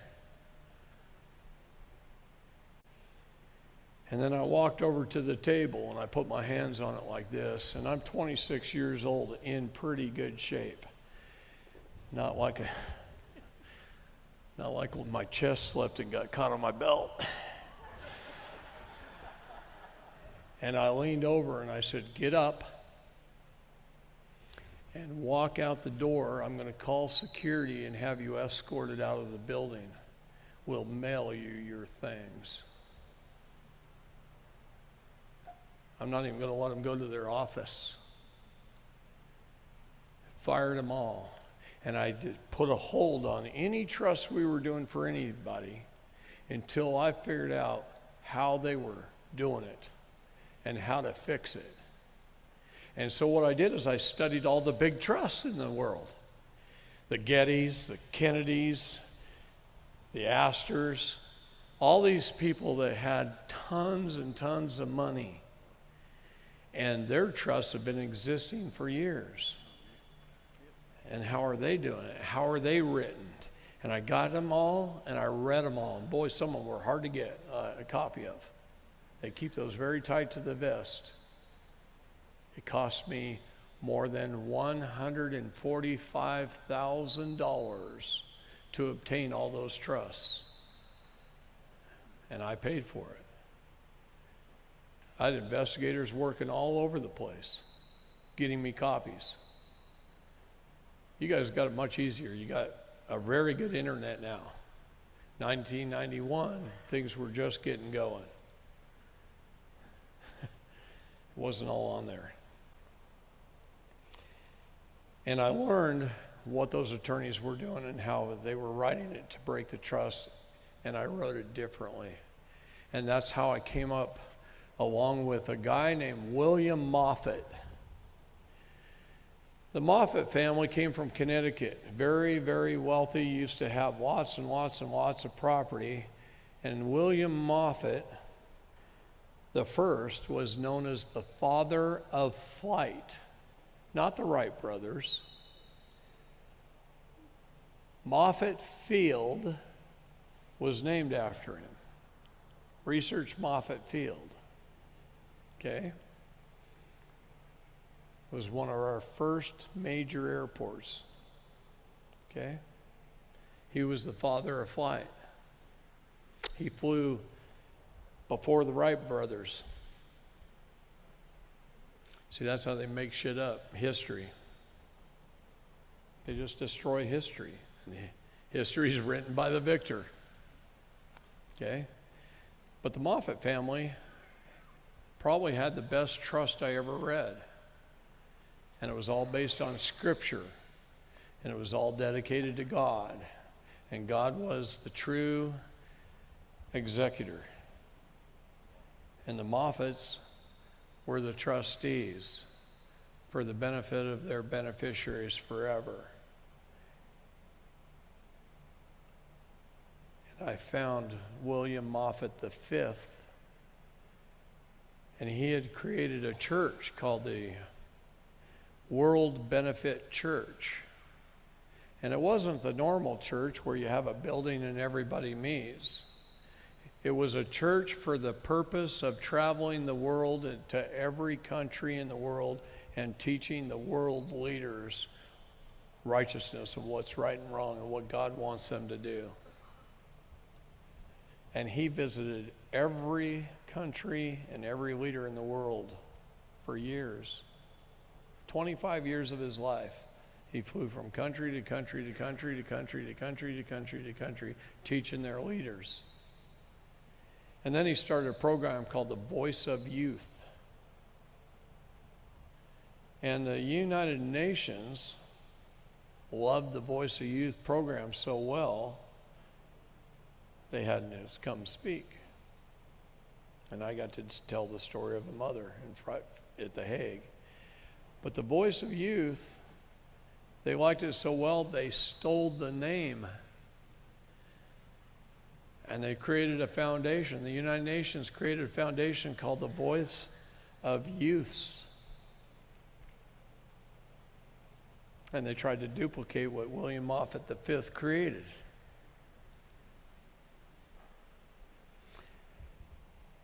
So, if it's good enough for the world leaders, and the trust was good enough for the Moffat family, then that's how my God trust came into existence. And I wrote it, copied it, did what he did, and to honor him, I actually recorded my God trust in the public in a county in Montana called Ravalli County, Montana, where William Moffat was living at the time. He's in Florida now. Difference in temperature, probably. And he's about to move to Texas because of what's coming. And he's in his late 70s now. But he put the whole county of Ravalli, Montana, under a God trust by holding a town hall meeting, inviting the whole town, and a whole bunch of people showed up, and he talked about it. And they said, we ought to do that. And so he wrote a God trust for Ravalli County to operate under and put the whole county under it. Oh, God. You know, it's one of those like Italian words. R-A-V-O-L-L-I, I think. I don't know. Don't hold me to that. Ravalli County. This is a great document that's in my book. It's called The Achilles Heel is You. The Achilles heel is you. It talks about what the word you means in the law. The person to whom one is speaking or writing, personal pronoun in the second person. In the second person. You is a nominative and objective form. Yours is the possessive. And yourself and yourselves are the reflexive and intensive. Your is the possessive pronominal adjective. Any person equivalent in sense to indefinite one, you can never be sure. That's the definition. Did you all understand that? No, you got to read it about 16 times. Figure that one out. You is stressed. You is stressed in the law. It is the second person personal pronoun in modern English. Ye was the original nominative form. The objective form is you.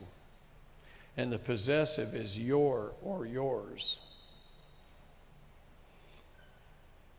Though you is properly a plural, it is in all ordinary discourse used also in addressing one single person in the law, yet properly always with a plural verb. Those are 3 different dictionaries that we got the definitions out of. Remember, they're just after you, your vessel, you, your ship. They're only there to charge you, to tax you. They're never there for the man or the woman. These are important things to know and understand.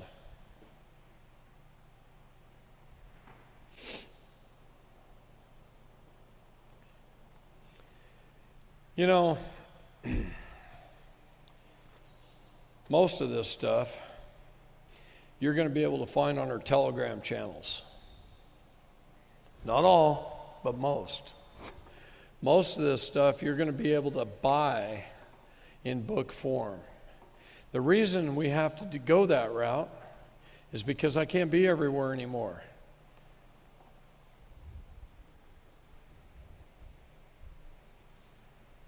And as much as I love you all,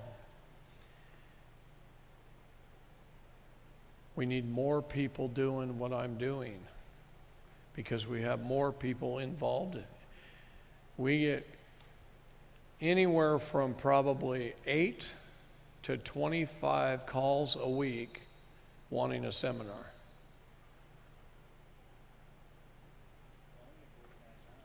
And at least 6 of those are from other countries.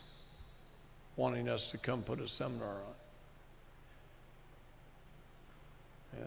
I just got one from Belarus. I got one last week from Kazakhstan.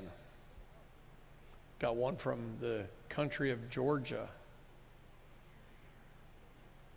Want us to come teach.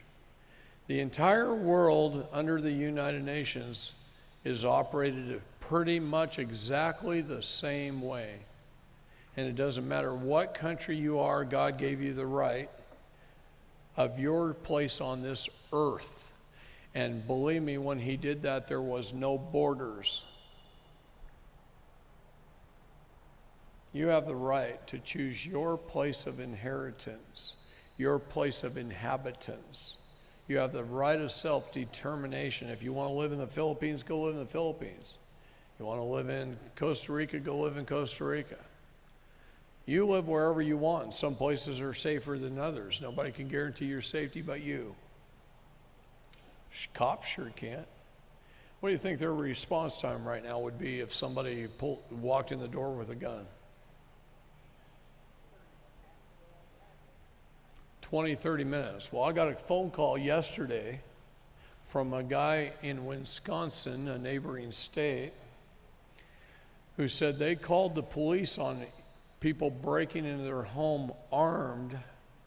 They managed to sneak out an upstairs window onto the roof and hid on top of their roof. But armed robbers kicked their door in the day before yesterday, came into their home and robbed them, and had they found them, may have done worse. And they're out there on the roof dialing 911. I think he told me it was like 7:40 p.m. They had just had dinner. They just retired to their room. This is a family that goes to bed fairly early and gets up early. And they called 911, called emergency, said they had a home break-in. And the people are here now. Do you know when the police showed up? 9 o'clock the next morning. That's the best response time I've ever seen. Would they walk?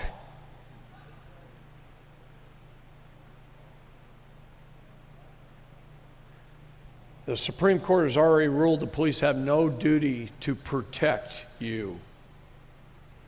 No duty to protect you. Who's going to protect you if you don't?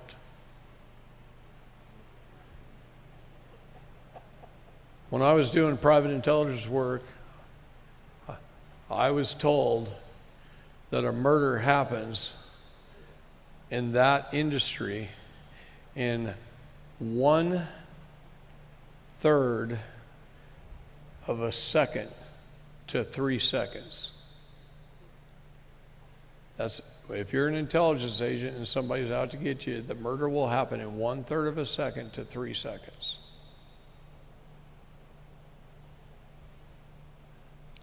Do you know how quickly that is? See, in our military is trained different. And in our military, even the best of the best trained soldiers have all the advantages in the world. They have millions of dollars of training. They have the best equipment on the face of the planet, the best weapons. They've got comms. They got their buddies. They go in groups. They got air support. They got everything they want. They got a sniper on their tower or watching their backside. They've got everything. They got bulletproof vests. And they've got skills that are better than any army in the world. Our boys have that when they're well trained in any of our special groups. But as an intelligence agent, you go into a country dressed like the average, try and blend in, try and look like the average. You a lot of times fly in on a commercial aircraft using your passport or one they gave you that was fake and you got a different name maybe. But you fly in there with nothing. No gun, no bulletproof vest, no knife. You just went through TSA security, and you drop into a strange place where you're going to gather intelligence. If you're smart, you buy a steak knife at a local grocery store and you stick it in your belt.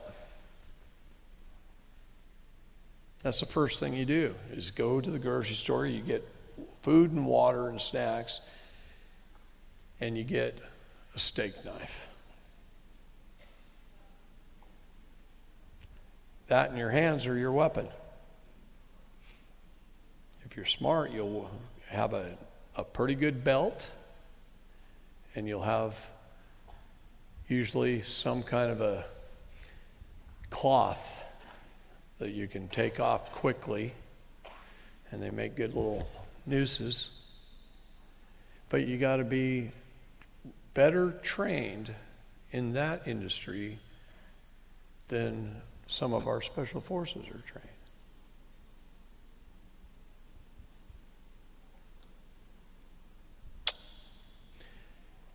I want you to understand that for a reason, because things are coming where you're going to have to protect yourself and your family, especially if you're in big cities. One of the biggest intelligence reports that scared the hell out of me came, 6 or 8 months ago. What do I keep doing with all the pens? Well, I know that one. I was going to show you something with that one in a minute, but I'll put it back.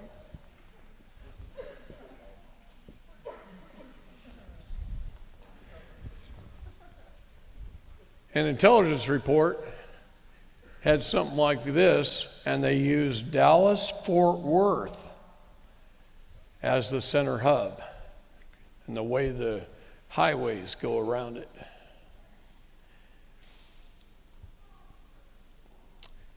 And they said, we cut off the diesel fuel, we cut off the trucks. The store shelves empty within a few days. Now, didn't we experience this right at the start of COVID? And people were selling water and toilet paper out of their garages because they ran to Costco and bought it all, and then nobody else could buy any. And if you didn't have toilet paper in your house and Costco didn't have any, well, then you had a little bit of an issue. Okay? And wet wipes don't work as well. All right?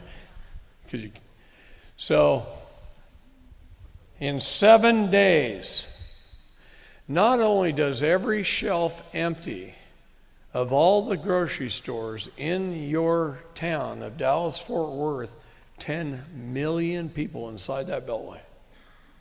Imagine, I want you to imagine this picture. 10 million. 7 days, all the store shelves are gone, empty. All the food in people's cabinets are empty. And they're looking for, people become animals. And they're looking for those few in there that have food storage. They're looking for them. They're watching for them. And in 7 days, everything gets consumed. And then they spread out 20-mile radius. And they consume everything in a 20-mile radius in 7 more days. The next 20 miles only takes 5 days. And the next 20 miles only takes 5 days.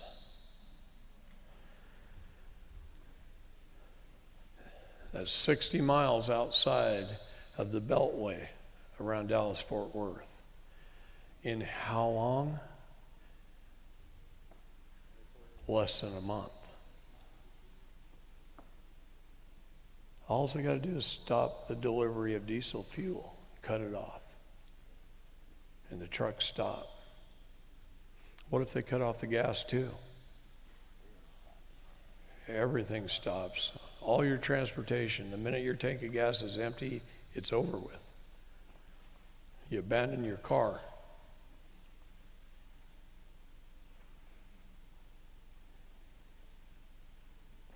This is going to happen. It's going to happen soon. Now, I want you to know there have been things in place that have stopped it from happening already.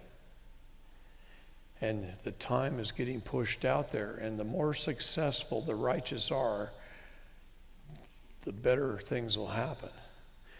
Except that this is why things aren't moving as fast as we all want them to. But we are pushing it back. Except, I'm going to tell you right now that I don't believe any of this is going to happen. It's going to start to happen, and then it's going to quit.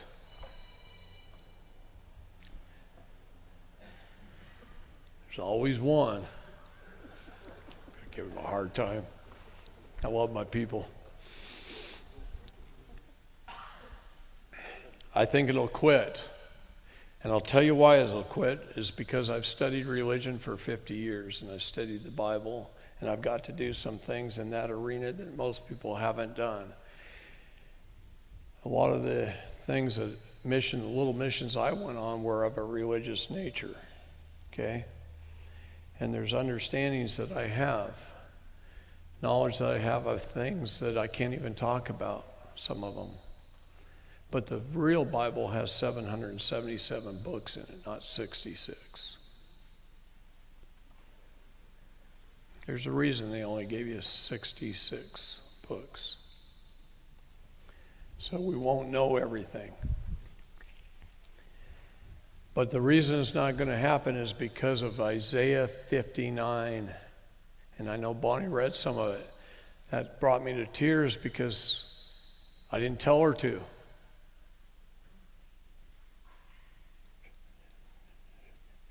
She cues in on me somehow.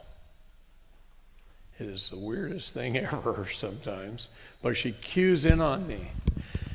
And here she is quoting it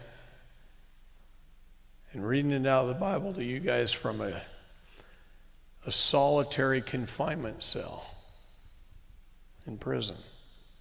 And she told you verses 14 from 19. I'm going to tell you to read it all, that whole chapter.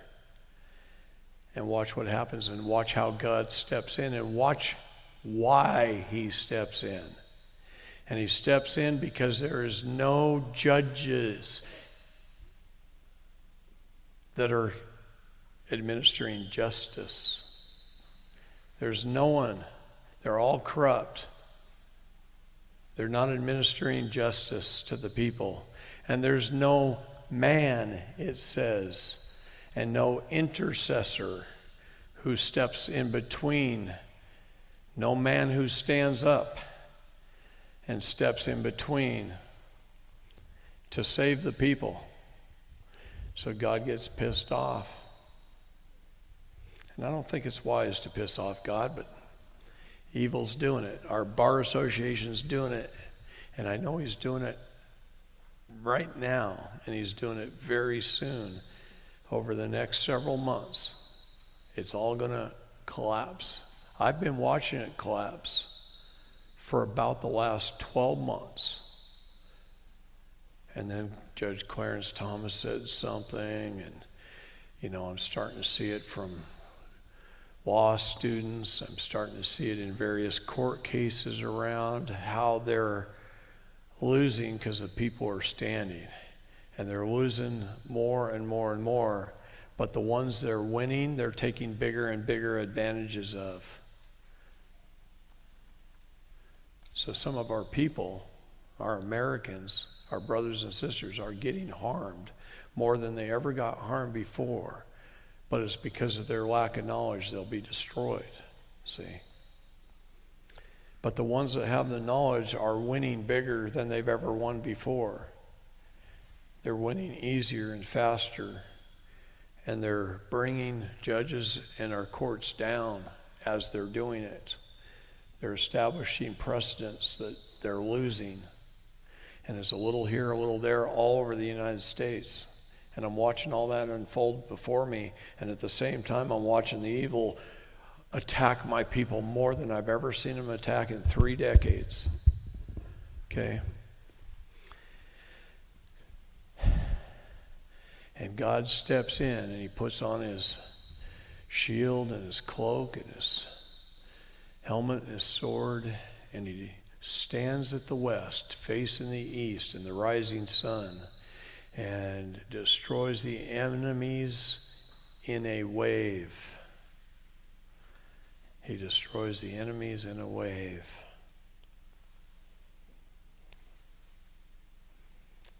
Yeah. And that's coming about November. I want you to know that. Believe me or don't believe me, that's okay with me. I've never asked anyone to believe me. Not in 30 years. I've never said, you need to believe me. Never said that.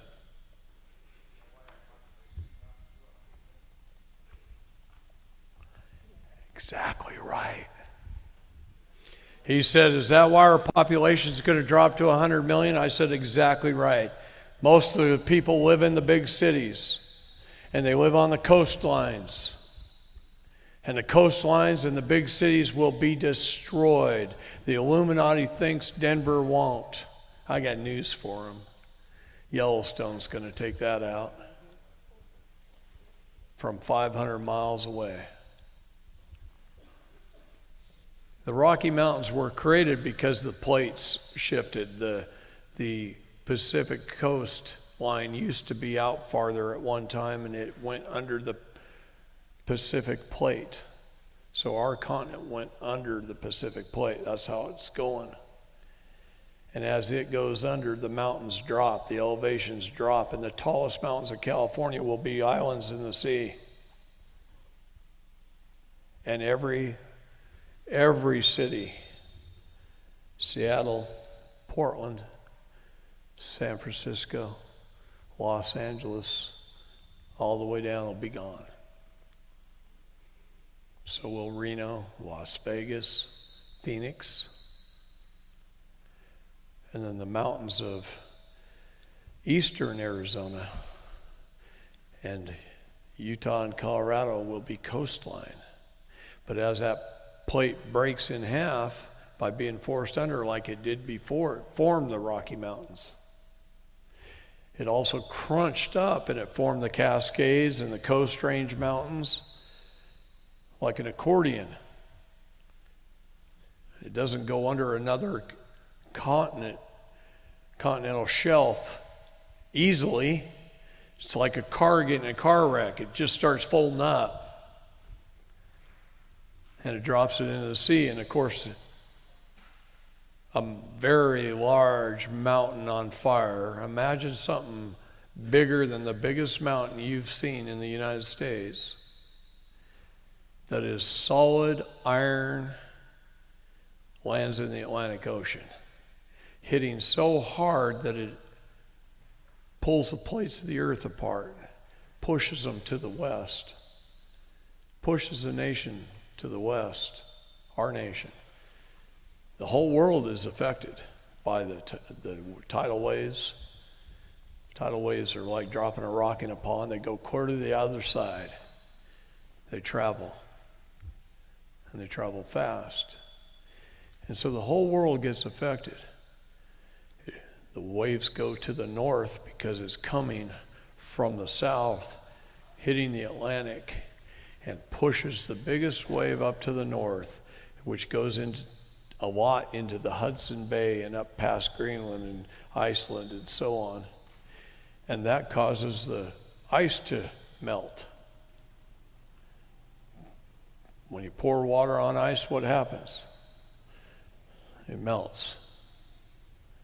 Especially warmer water, like from Florida.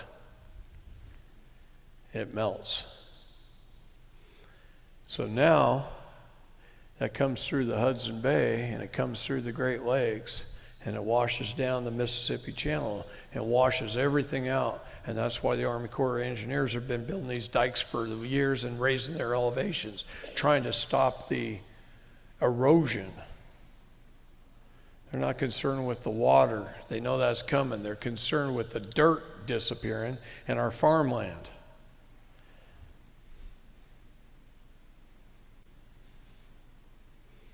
And all the big cities of the East Coast disappear as well. And you don't think when it comes down and it takes out Minneapolis, St. Paul.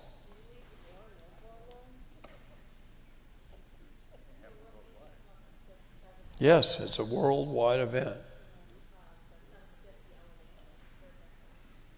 Okay, that's the area that's left in the mid part of the United States. It will be flooded up to 750 feet right now. We don't know, they don't know for sure, but that's what they're estimating, okay? They don't know how much the plate's gonna rock and move, okay? God's in charge, but they are every intelligence agency and agency of government on the planet are all know this is coming. They all do. In the hill country in Texas.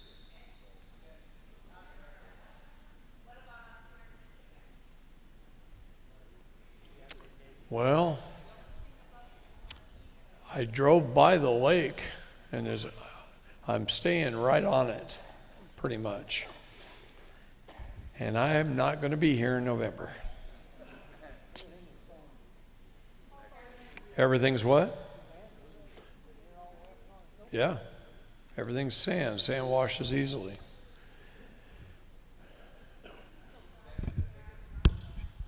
What's that? God doesn't allow it to happen. He's going to make it happen because of the wicked. Can you stop the wicked fast enough? That's been our goal for the last 4 or 5 decades. Can we, the righteous, stop the wicked and make them repent of their sins so that God does not have to step in fast enough? The answer to that question is clear. No. We've never been able to. We can slow it down. We can save as many people as we possibly can. But we're not going to be able to stop it. And the real problem comes, how do we survive the aftermath? How prepared are you? Do you have... What's that? I've been preparing for 3-4 decades.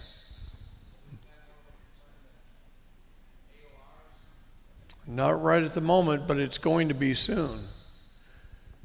See, AOR's status, I could care less about it, except they care about it. And it's what helps us defend ourselves right now. It is our weapon.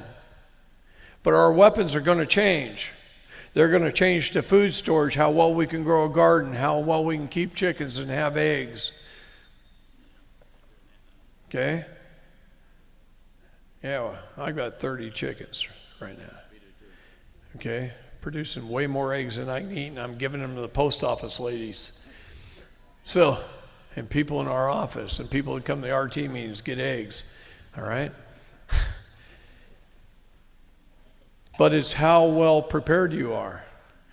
What if some of this starts to happen? You're going to have 10 million people sitting right here going after a couple million right here, going after 500,000 right here.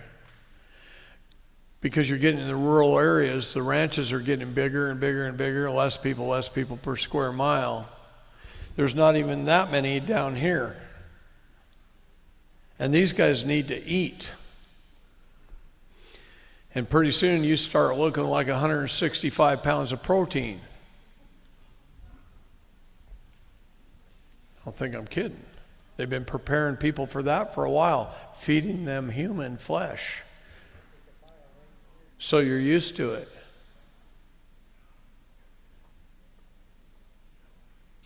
Look at everything that adds up. Most people only think about a few small number of things. You think about thousands of things and put it together, and you'll see the picture as clearly as I do. For me, it's like opening a book. I see what's coming.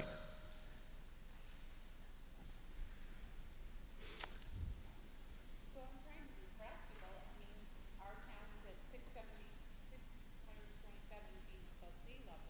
So all the preparation we're doing. Well, understand, that's your Florida, Louisiana, East Coast. It's going to be like a 75-story building wave, and people are going to be standing there just like in the movie 2012. I thought we had more time. As it's washing cars and buses and taxi cabs off the streets of New York City and Washington, D.C. into you.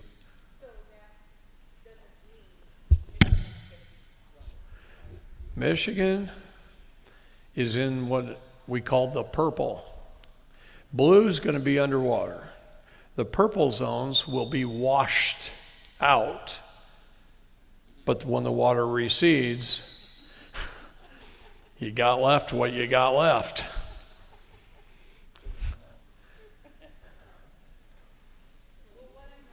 How many times has you guys had floods in Missouri and along the Mississippi River? What happens to those farmlands and stuff? How hard is it to rebuild that? I guess I just know I'm the bride. We're the bride. So I have to climb up. That's right. Yep. You better kick your husband in the ass and get him moving. See, that's what women are good at anyway, isn't it? They're the ones that straighten us out. Even the king bows to the queen, right? We know where our meals come from, who washes our laundry and takes care of us. She's my queen. Guys, I'm not trying to scare people with this. I want you to be ready, prepared. I didn't make this stuff up, but I've read enough to know it's real. And it's more than real. They're actually going to call the rock in the Atlantic Atlantis when it hits. They've already named it after the waters recede. It's a solid chunk of ore that hits just off our east coast in the Atlantic Ocean. And it's big, huge. Out there somewhere. They've been tracking it for years. It's on NASA's website.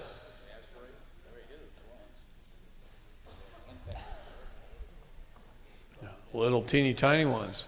I'll tell you how powerful they are when they're made out of solid iron traveling at thousands of miles an hour.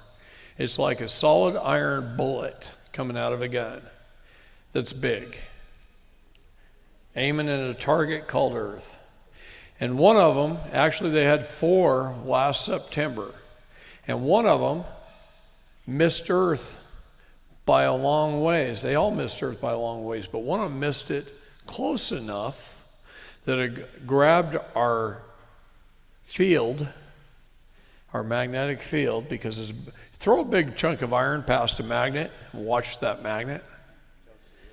It's like a motor. It just starts spinning. And our Earth sped up by 0.0036 of a second. 0.036 of a second. That's not much. It missed us by like 1,100 miles above our atmosphere. And it was 120 feet across. That's a little tiny pebble compared to what's coming. What's coming is larger than the largest mountain in the world, Mount Everest. That much solid iron in a big round ball, that's oblong actually, is traveling through space at thousands of miles an hour, and it's going to strike the Atlantic. And they've already named it, and they've already named the island it creates afterwards. So you're saying it's the size of what created the Gulf of Mexico? Look, you know how accurate our mathematicians are? Elon Musk shoots up 367 rockets that come back down and land on a 25-foot by 25-foot piece of concrete. And only one of them missed by a foot and tipped over. It fell off the edge of the pad, boom, exploded. He sent that rocket into space and accounted for wind drift, the spin and rotation of the earth into space, traveled around the earth, came back down and landed on a 25-foot by 25-foot piece of concrete. NASA, they got to drop it in the ocean somewhere, right? And everybody says, NASA's never put a rocket into space. Yes, they have. Did they ever land on the moon? No, I don't believe so. But Russia did. Go ahead. What's that? Oh, God, I don't want to get into that. I know what it means. I'm not going to get into that stuff. I'm not going to get into flat earth stuff either. Okay? It ain't flat.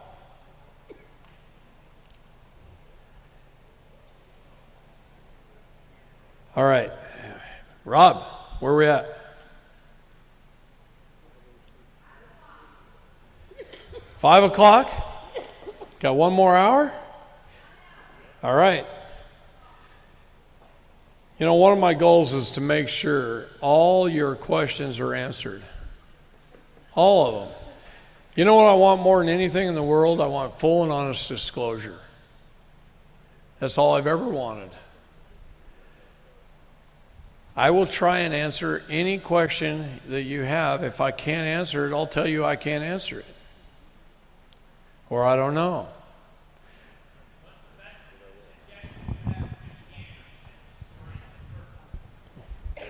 What's the best suggestion I have for somebody in the purple?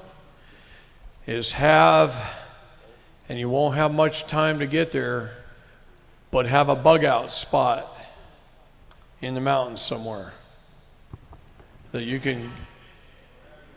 That's not Michigan. You're exactly correct. Michigan's too flat. Michigan's going to have a problem. Yeah, raise your hands and we'll put a microphone to you.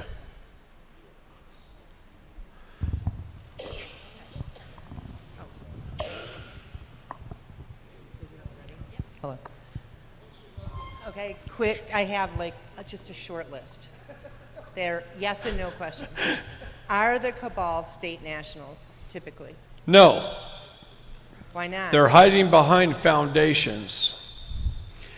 Because most of the upper level cabal, the 1%, they consider themselves above country. Okay? Okay. We're the ones that got to deal with the courts. They never get dragged into the courts. They own the courts. The people that own the courts don't get in the front door or dragged in the front door. So no, they don't care. And I wouldn't care either.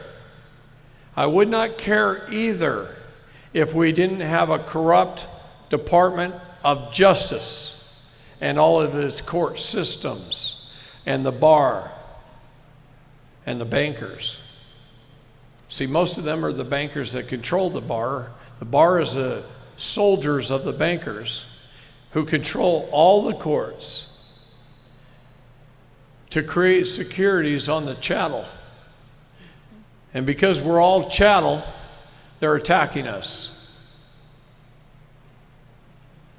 And then we have to have a way out. That's what status standard jurisdiction is. I could give a crap about that if we were not involved in that corruption, not being taken advantage of it. See, I don't care about the White House Office Inc. either, or who runs for president in 2024. I really don't. This whole shit and caboodle is going to come burning down before then. Watch it. Okay, who's got the mic? Keep. Are HOAs an issue with land patents? Is it a wall that's difficult to No. scale? I got a little girl in Colorado that's in a big HOA, very nice homes, and put her property in land patent. She's fine, except for now all the neighbors are at war with her. That's the problem with an HOA. You don't have to worry about the government after you put it in land patent. You got to worry about your dang neighbors. Why? Because they all hate you to do something different. They all want to be Smiths and Jones. They already hate me. We're all good on that. Yeah. HOAs are awful. If everything is going to collapse, why move forward with becoming a state national? What do you think stops the death and destruction or limits you said it? that, yeah. Okay, awesome. Limits it. It's us standing up, us learning who we are, who they are. This whole thing is to protect you and your family temporarily until the problem rights itself, and God will right it. But if you're one of the people that are going to go, well, I'll just wait for that to happen, and you stay on your couch, well then, who are you harming? All the rest of us. We need to rise up and stick together. And if you're not sending in your AOR, you better get it done. see, it's burying the State Department in paperwork that shows our intent of the freedoms and liberties that we want.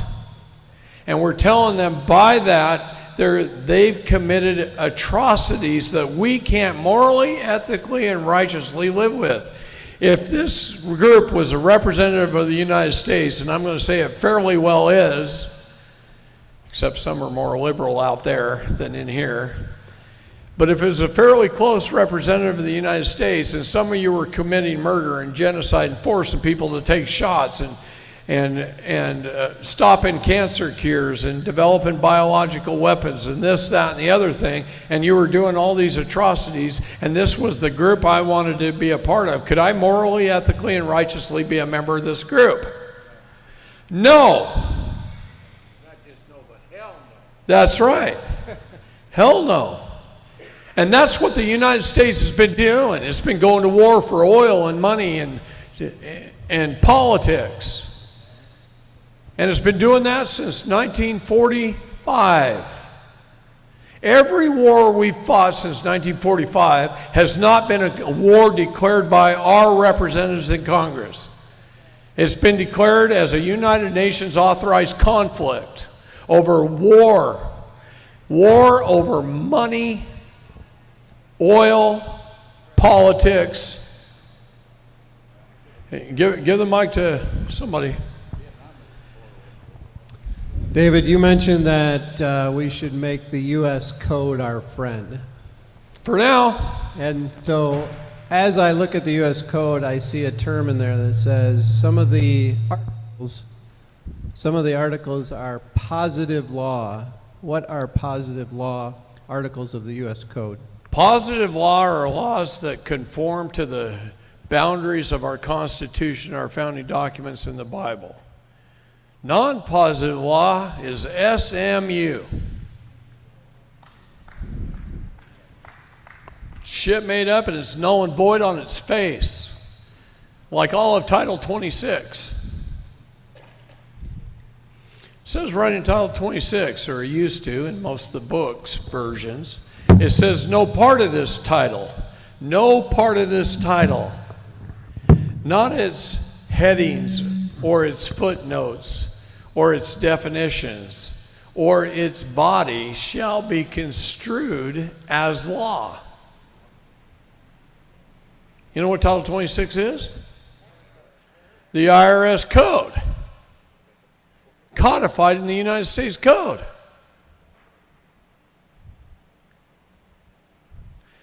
Why are you funding the cabal? President Trump said, stop funding the cabal. You know what he told you when he said those words? Stop paying your income tax.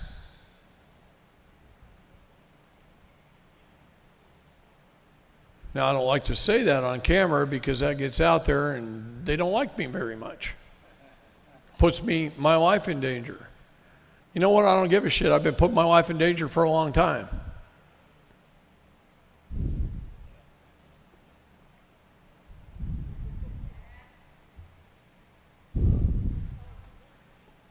Hell, the county just gave me my home address, told them where I live.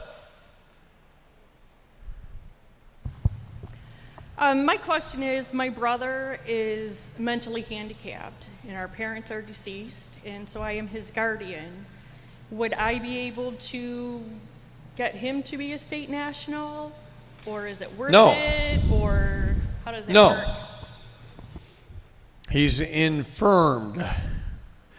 As infirmed, you need to put him under trust of you as his beneficiary. And you are the fiduciary. That gives you more power than anything else over him. Okay? Go ahead.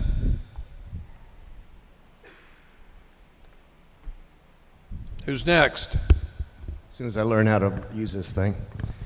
First question is about silver. In your AOR, you mentioned $100 in silver. Is that an amount? What does that pertain to? I'm asking for Jennifer at ASN University. I mentioned what? $100 in silver in your AOR. What was the reference? It's just a reference. What was the reference? Oh, it was with regard to securing your vessel, I think. Okay. Look, whatever you want to say that is more than $1 silver dollar, and right now $1 silver dollar is worth what, $22 or something, 23? Huh? It's gone up recently. So, got to watch it. It varies every day. But $1 silver dollar forms a contract. $1 silver dollar is a true dollar with 2 lines. It's a keystroke for the bank. The difference between positive money and debit money is a keystroke. Whether the dollar sign has 1 line or 2 lines. You understand that? There's an opinion out there that there's a certain amount of post-1986 Silver Eagles. There's an amount that replaces land at probate. Can you speak to that? Yes, that is usually $100 or more in silver. When I walk into a courtroom, I take 40 pieces of silver, 2 rolls, and I go on the table. I'm telling you what they just did to Bonnie. I'll tell you. The judge wrote a letter, and Bonnie read it to me at lunchtime. The letter declared her indigent and must have an attorney. The judge has no right to rule on that without a hearing. We own several $1 million worth of property free and clear. I got a lot of silver and gold. I've got a lot of things of value. I've got plenty of those debt notes. I've got a pretty hefty little bank account, and I have access to my trust that's worth $100 million or more. And Bonnie has her full faith and credit bond worth $100 million or more. And he's trying to declare her indigent and rule from the bench. Do you know how easy that is for me to destroy him on that? But see, he has to have an attorney on the record to put Bonnie in prison, and they're trying to put her in prison for 4 years and 4 months. What? Yeah. For something that happened 15 years ago, or 2015, not 15 years ago, I didn't mean to say that. 2015, that was so minor and so pathetic, and she was fixing the issue herself, that she was railroaded into a sentence and signed a plea deal because they had an attorney for her. And she already paid her price. And they're bringing it up again. And they're doing it nefariously. And they're taking it from a discharge to a dismissed to creating a warrant after the fact, which is a copious warrant, which is no warrant at all. And I can go on and on and on about all the laws they're breaking right now and the felonies that they're committing. And she's been in solitary confinement 19 days. And 15 is considered torture under Texas law, and they're not allowed to torture anyone.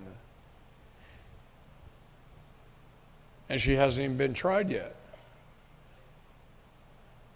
And they're saying for this crime, she doesn't have to have a trial of a jury because she has no rights, because they're revoking her probation. So technically, she's still a prisoner from 2015. And a prisoner has no rights. And that is one of the worst crimes they could charge her for. Murder would be easier to defend. Understand, very few attorneys will even take one of those cases.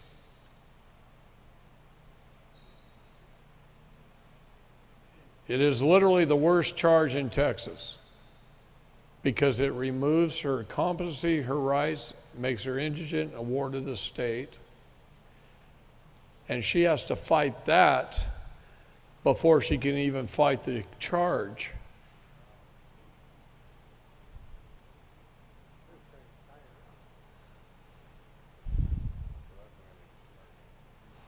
That's why I'm here. I'm going to destroy them.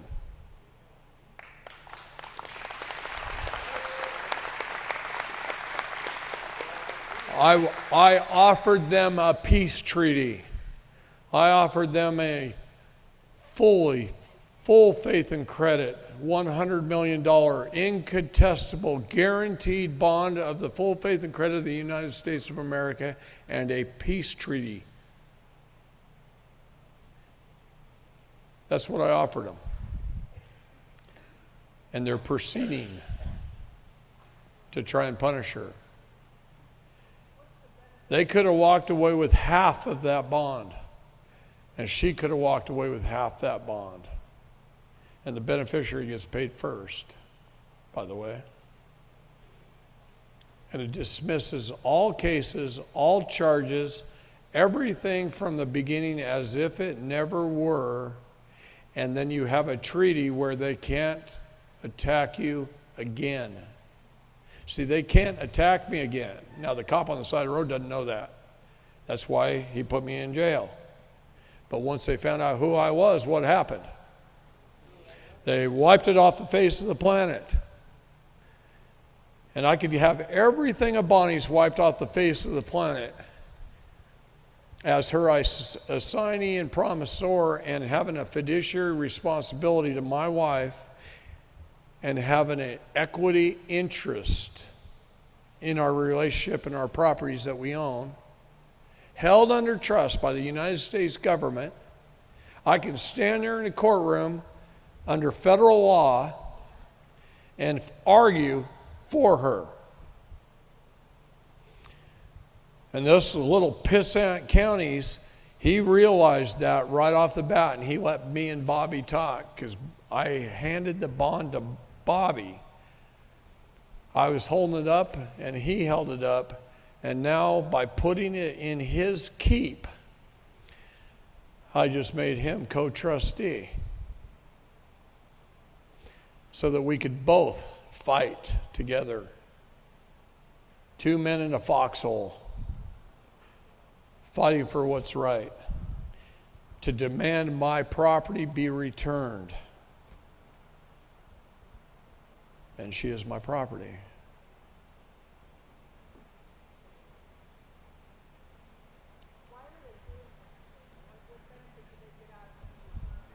They make a lot of money on. She asked, why are they doing that to her? And what is the benefit to them? They're attacking her trust. Okay? They're creating bonds on the front side and attacking her trust on the back side. See, she double authenticated her birth certificate years ago. She never told me that. What's that? Yes, they do. Yes, they do. They want me to stop talking. And if they would have accepted that treaty, we would have settled. I wouldn't be able to tell you guys anything or teach it ever again. I would have had to quit. So just before I came here, that judge did me a favor by writing the email that he wrote and putting it on her record. And that untied my mouth. Yes, he did. He did all of us a favor. He untied my mouth. This is why I'm not allowed to talk about the details of my own trust with you. Because I had to do that in 91, and it's forever. But see, they screwed up. And they decided they'd rather have war. And see, I looked them in the eye, and I said, I'm offering you peace. That's all I want. I'm offering you peace. I'm offering you a treaty. I'm willing to do it in honor and equity and come in and settle the trust matter before the court today, Your Honor. And I'm presenting a $100 million bond. You know how bad they want that? They were salivating. They want the whole thing. They want me to just drop it off at the county clerk's office and give it to them. They don't get it until they sign the treaty. Don't ever give them your bond. Hold that thing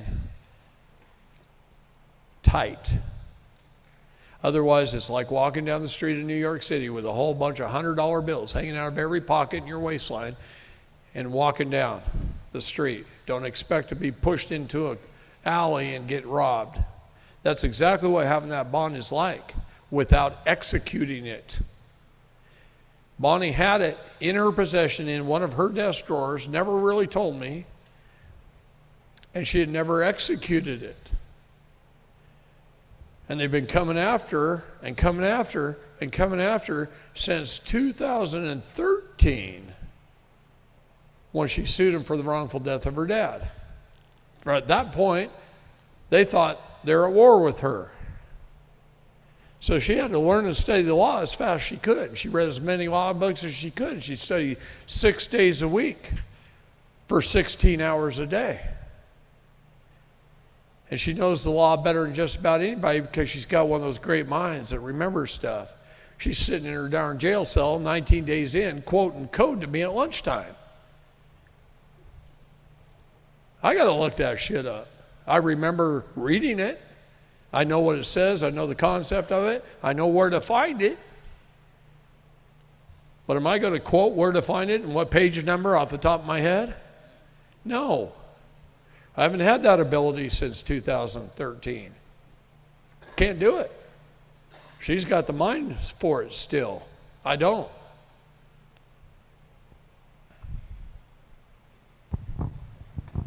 Hi, David. My question is, do you have to claim your minor estate before you could buy a house as the creditor instead of like the debtor?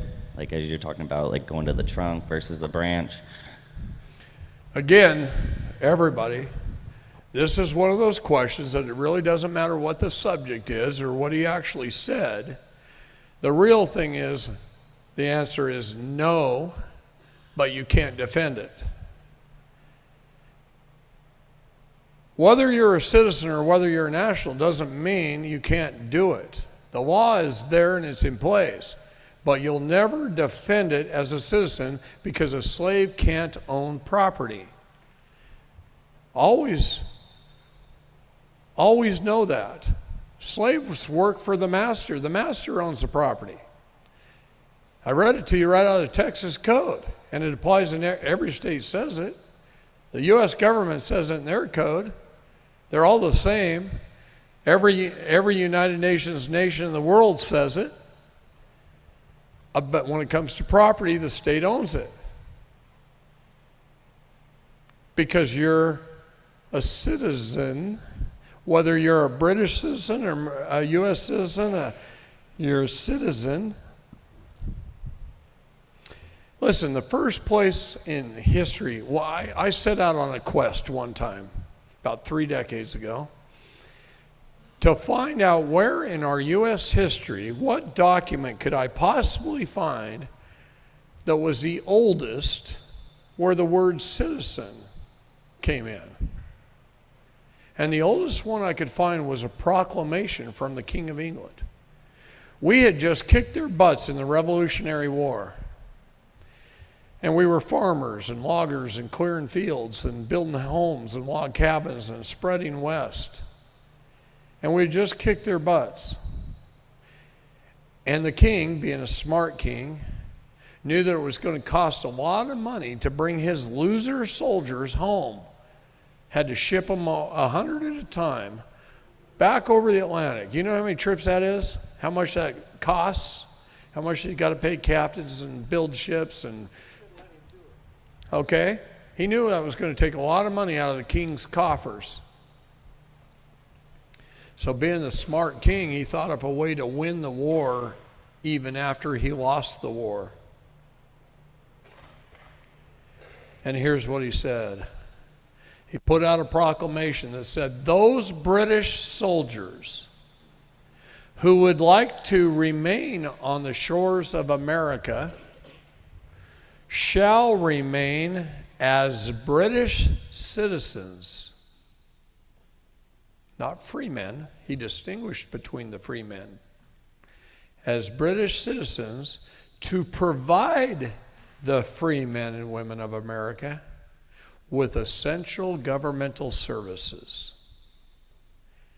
And he left the British soldiers stay here as British citizens. And they became our governors, led our parishes, our townships, our presidents. George Washington was a British soldier. And he became our general and our president and our commander-in-chief.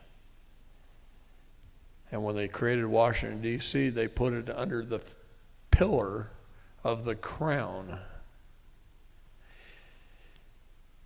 Go to the state of Illinois' Attorney General's website under the History tab, the land of Lincoln.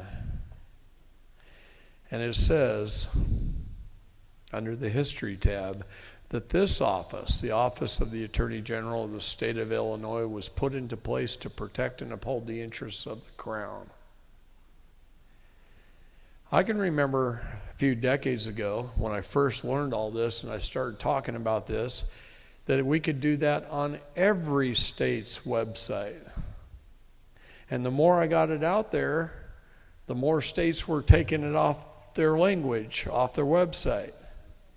And a lot of states just started removing it, delete. But Illinois is so damn cocky, they've left it up for 30 years. Okay? The land of Lincoln. It's in the book. Yeah. There's a picture of it in the book. Picture of it in the book. Is it my turn? I have tried very hard to do the banking process against the civil servants. When I'm getting the summary judgment, I create that myself, right? Just I write my remedy. Do I go to a court clerk and just present it, or am I seeing a judge to get the summary judgment? I was going to teach you that tomorrow. Okay, I will stick on to that. The 72-30-15-10 judgment day, this is where, I don't know why, It is so hard for me to teach people this. It is very, very difficult. You have a 72-hour right to rescind your presentment. You give them 30 days notice in the form of an affidavit, and usually you send that with a cover letter. Hey, Bob, you know, this particular officer offended me. This is the reason. This is what my bill structure is. Here's your invoice. And you send an invoice with it. Your invoice, your affidavit, and a letter. Usually works fine. 1 page, keep it simple. So you got 3 pages total. Okay? Send it again, 15 days. Send it again, 10 days. On Judgment Day, you send them a notice of judgment. Now you're changing where you have to send them, put them on notice that they're having a judgment. You send them a notice of judgment. 10 days from that date, you can do a summary judgment. And you can go into a court, and it's supposed to be an administrative procedure where you just walk up to the court clerk and with an affidavit, and your affidavit says this person owes me this much money. And I usually, you know, make friends with one of the court clerks. And I walk up and I say, hey, Mary, I got another customer who just isn't paying their bills. I sent them a notice on this such and such a date, and I did it by registered mail. And then I sent them a notice on this date, and I did it by registered mail. And I've got it all right here in an affidavit. And then I sent them this notice. Then I sent them a notice of judgment. Here, I have a summary judgment here. I just need to, under your Administrative Procedures Act, to go ahead and sign this so I can begin an additional collective practice. In other words, once she signs that, I can walk over to the sheriff and say, here, go collect this debt for me. And he's supposed to do it. The problem lies there. She knows she can do it, but she won't because the judges she's scared to death of, and the county attorney she's even more scared of, or the district attorney. And all the ladies and gentlemen that work in our counties are scared of those 2 people. 3 really. The top judge in the county, the top district attorney in the county, and the top county and the county attorney. And those 3 who go to the Mason Hall every Friday are running the damn county. And they're breaking all the laws and all the rules and even limiting them in their job. They're limiting the land recorder's office in their job. They're limiting the court clerks in their job. There's your 3 problems. 3,144 counties.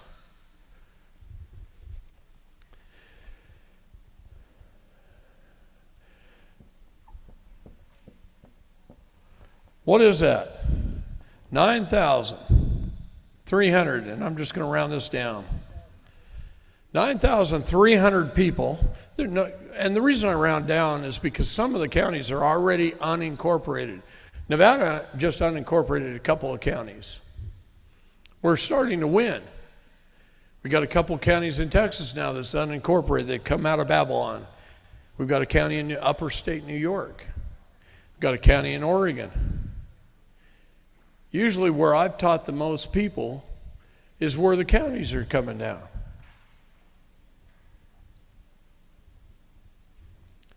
There's 2 in Missouri now. 2 counties in Missouri.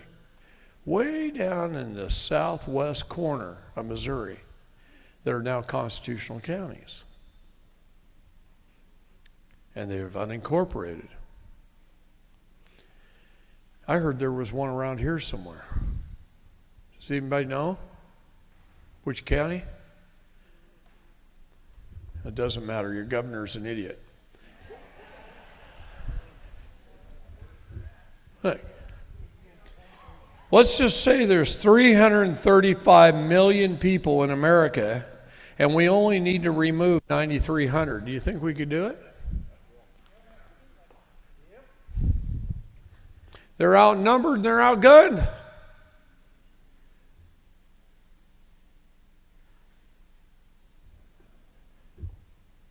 What are we waiting on? You got the head judge in the county, the head DA, and the head, who? County attorney. Thank you. I'm trying to see if you remember. Okay, it wasn't that long ago. Those three people. You know what happens if two men witness a judge commit capital felony treason in the courtroom? They can arrest him, take him to the nearest Biddy's intersection, and hang him by the neck until dead at high noon. And that law has been on the federal books for more than 100 years. And it still is. But do you think the sheriff's department and the city police are going to allow those two men to drag that judge to the nearest busy intersection and hang him at high noon? No.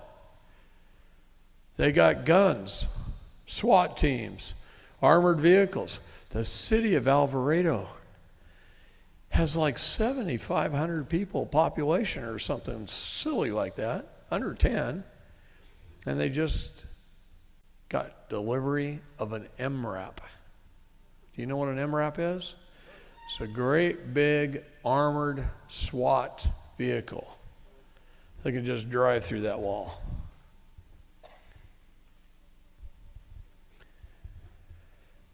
Do you want to tell me what the hell for? How much those cost? And what is the purpose? That they got a fully armored MRAP of a police force with not very many officers in a small little town in Texas? Bend, Oregon got one 4 years ago. That's a town of 100,000. The biggest town in my county is Cleburne, 35,000 people, and that's the county seat. All the rest of the towns are less than 10,000 or less in our entire county. And Alvarado got an MRAP? What for? Probably so my bullets won't penetrate it. I'm tired.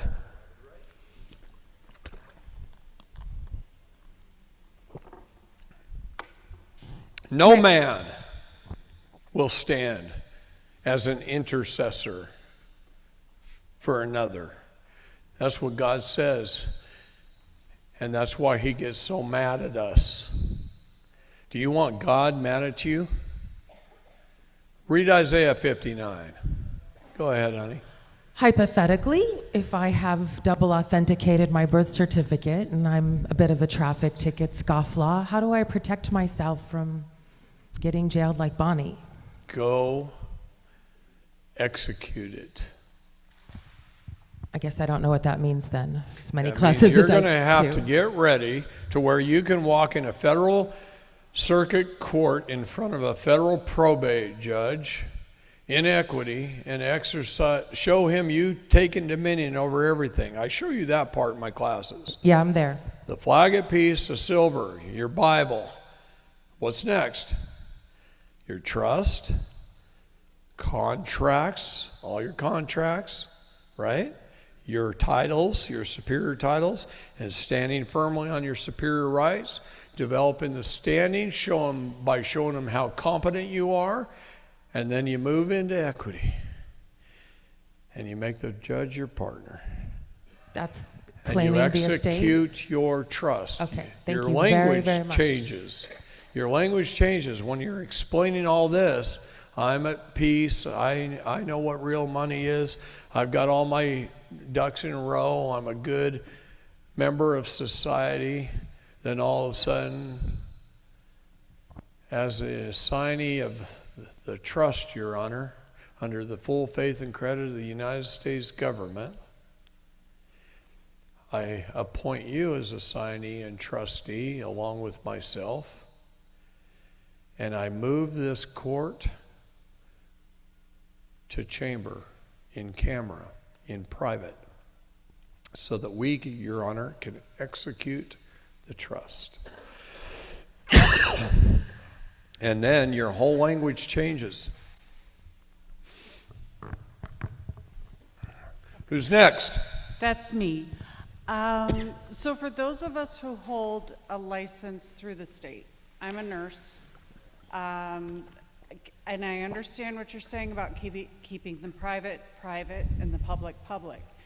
So in asserting my standing as a state national, can I keep the state licensing? Is there any qualification to that?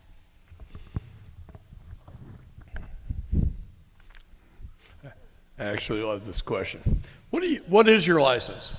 I'm a hospice nurse. You're a what? A hospice nurse? Okay. People get that face. It's not that bad.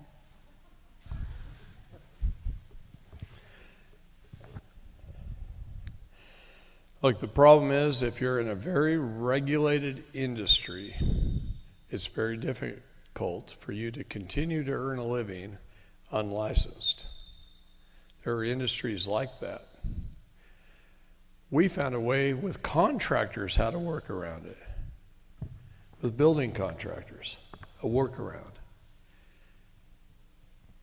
You have to keep things very separately, okay? And since I know more about the building contracting than I do your profession, I'm going to use that as an example, but it applies in most professions.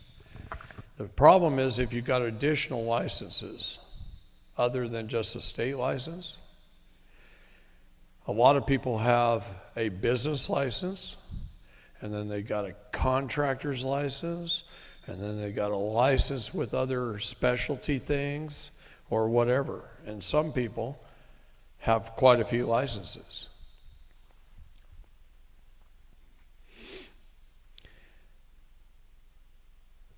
The general public, the population through TV and radio programs, these governments spent collectively millions and millions and millions of dollars from about 1950 all the way up through probably about end of the 80s, advertising, don't use an unlicensed contractor. You remember all those? Man, they spend a lot of money on that. Those ads aren't cheap. Don't you use a licensed contractor, you might get ripped off. Let me tell you something, most of the unlicensed ones are more honest than the licensed ones. You still get ripped off by licensed ones. There is no difference in that. Your odds of getting ripped off is be careful with either one. Who you hire, know who you hire, what is their reputation, how good a work do they do, get references, do your own research, and then it doesn't matter if they're licensed or unlicensed at all. But they made the consumer believe that you can't hire an unlicensed contractor. So all the contractors who were unlicensed, some people, like my dad, he started a construction company in 1938, and then he took the World War II off when he was on the USS Texas. And then he went back into contracting, and he hired all of my mom's brothers. My mom was the second to the oldest of 17 kids. There were 2 girls. 15 brothers. My dad hired them, and that's how he met my mom when he took them and dropped them off at home. And all those years he was a contractor, unlicensed, because there wasn't such a thing. And in fact, he was unlicensed until in the 60s. And he built beautiful homes. Lots of them all over California back then. In 1969, he moved to Oregon, and he was still building homes. When I was a teenager, he was still building homes. He kind of semi-retired, traveled the country with a motorhome, and he had his managers building homes. And then in 1982, I inherited his construction company. And I said, Dad, I'm in Panama. How can I run it? He said, don't you even worry about it. We got good people. They'll just run it. Run it when you get ready. Years later, I started running it. It just went on without me. Good people who'd been with my dad for years treated it as if it was their business and did a very, very good job running it. So even when I started taking over and running it, those people still worked for me. And they worked, some of them and some of their children, and a few, their grandchildren worked for me. 3 generations of a family, at least 2 families that I know of, worked for my dad or I. And then when the housing market crashed in 2008, one of the reasons I had such a rough time and lost so much money is because I felt for their families and I kept them working when we had no work to do. My Tri-County area went from 2,400 building permits a month to 40. It didn't just slow down. It crashed. Now, I want you to understand this. The Central Oregon Builders Association had 1,900 contractors in the Tri-County area fighting over 40 building permits. We went from building a house a month to nothing. And we were booked up for 3 years. You know what happened to all those contracts? They all canceled. In fact, one house, we were literally pouring the foundation. And the man that we were building the house for drove up and he said, I've got to stop you right there. I just lost my job. And the bank just called the note because of my job loss and no ability to pay. And in my profession, it's going to be hard for me to find work. And they're going to give me 3 months, and I can't take that risk. I want you to stop work today. At the end of the day, I'll pay you for what you've done. And he paid us, wrote us a check at the end of the day for what we had into it. And that job canceled. And that lot, the last time I drove by it, still sat there with just a poured foundation. And that was 2007. Bend was one of the first towns to get hit. Because at the time it was running in all the magazines as the most desirable place to live in the United States. And it went from 25,000 in population in 1995 to 100,000 in 2005. And right now it sits at 102,000. So in 10 years it multiplied by 4 times. And since 2005 to now, it's only gone up a couple of thousand people. So stagnant, relatively stagnant. But those contractors having that advertising problem, what we learned is we keep their licenses and their corporations to do their business, and then we form a private membership association with the owner, and he doesn't take any checks out of the business to pay his salary anymore. They pay the PMA, and then he takes his money from the PMA to do what he wants to do for his family and others, whoever he wants to help. And that saved him a ton of money. So we took him into the private even though he had a corporation in the public. Okay? Does that answer that question? Who's got the mic? Right here. Can you explain capitis diminutio maxima to us? Capitis diminutio maxima. What does capitis mean? Capital.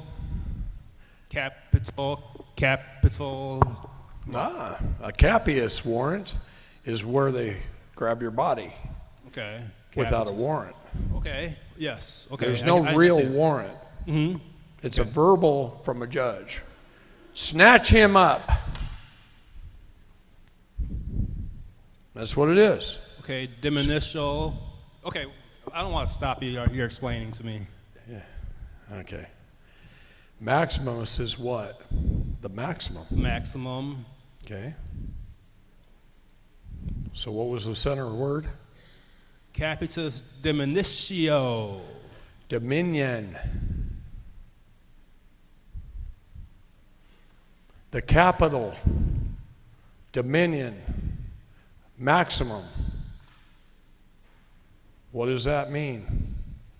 When it relates to your body. Your entire body in dominion. Mm-hmm. Take it. Okay. Now, people think it's related to money. Your body is the money. Your body is the full faith and credit of the United States government. Your body is the bond. Mm-hmm. So you've got to understand that. It's the maximum capital of your body. We are the chattel property. Yes. Okay, does it also mean the highest and most comprehensive loss of status when one was born, when a man was born free and became a slave? Exactly. You became the vessel, the person, the vessel. You lost all your status at birth. You understand with the birth certificate? That's exactly what happened.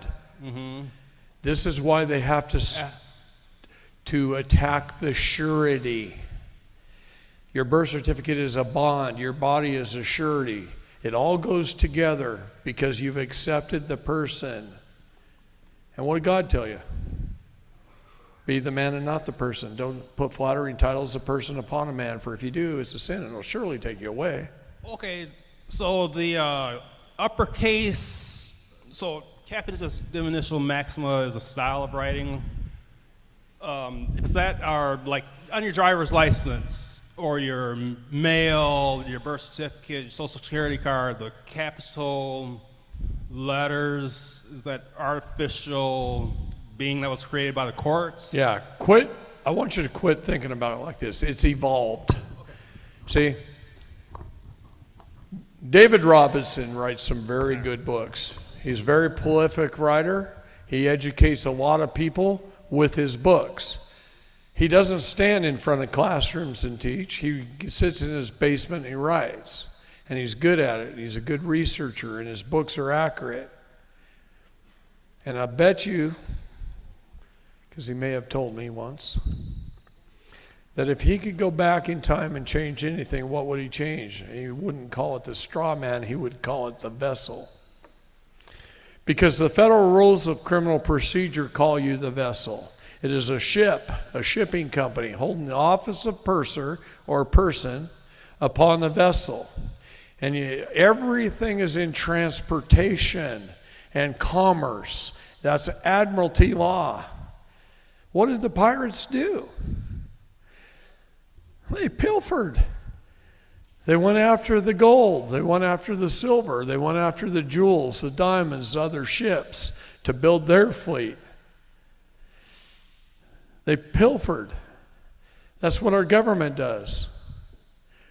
They're a bunch of inland pirates sailing their cruise ships around, their cruisers, taxing the poor, looking for booty.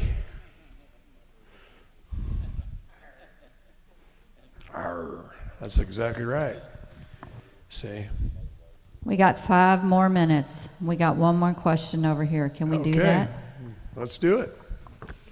She David. is so Thank you. good. You mentioned, got some feedback there.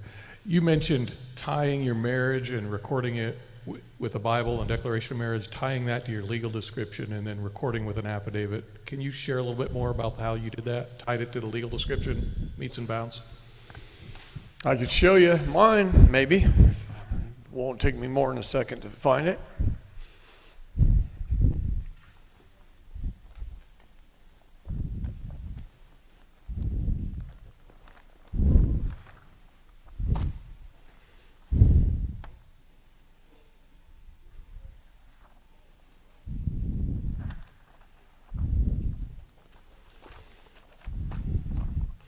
All of that right there is Bonnie's case.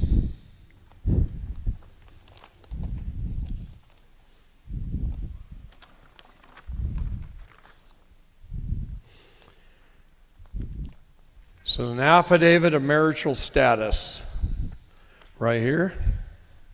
It's 4 pages.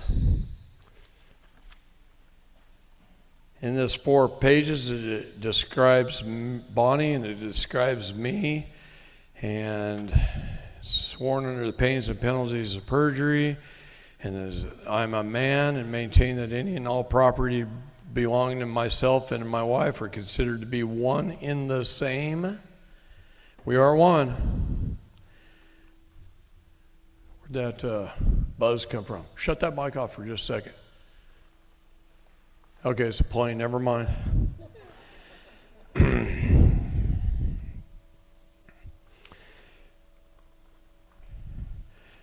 And as my wife's sole exclusive executor for any and all trust matters which may arise in any form or fashion as her husband and assignee, a private man, and on my sacred private oath and covenant to love, honor, and cherish her, and as her faithful protector, keeping my promise to my wife to perform and execute the faithful bonds of our life together, I give notice of my duty to execute as her signee and promisor.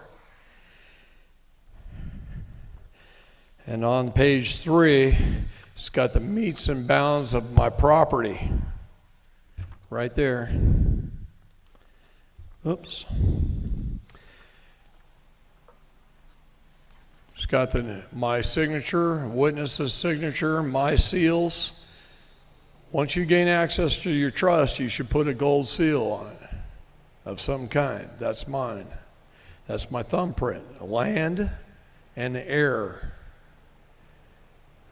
Okay. Notarized, there's the notary's commission. Always get one of those from your notary. Include it.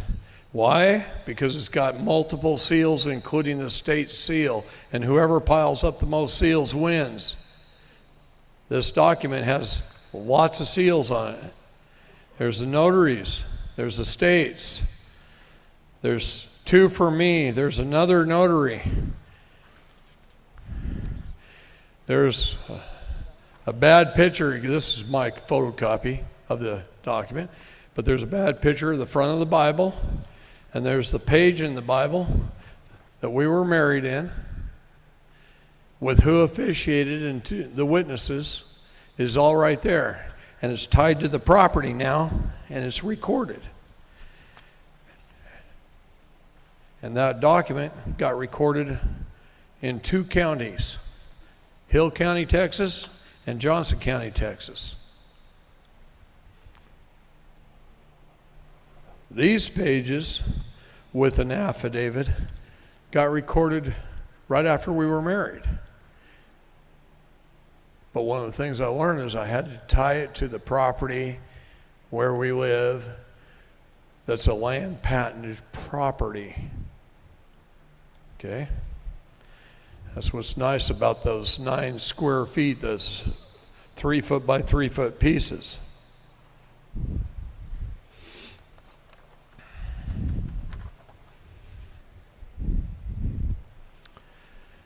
Does that help? Okay, yeah. If you want to come over and read it, I'll let you read it. But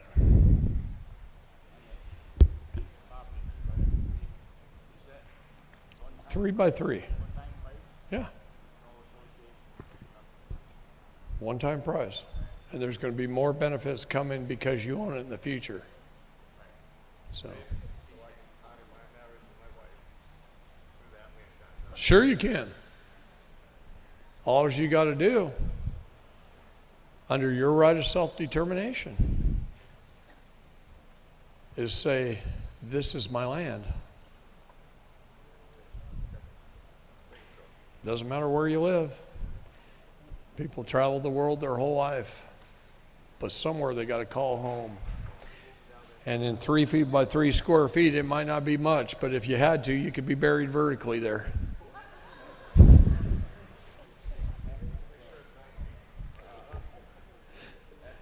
All right. We done, or who's next? We're done. Boss said we're done. I'll talk to you anyway.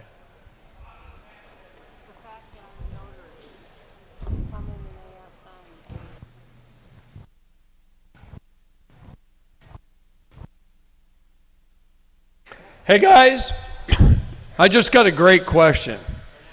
This lady's a notary. She said the fact that I'm a notary and becoming an ASN, is there something? No, that's great. We need all the notaries we can get.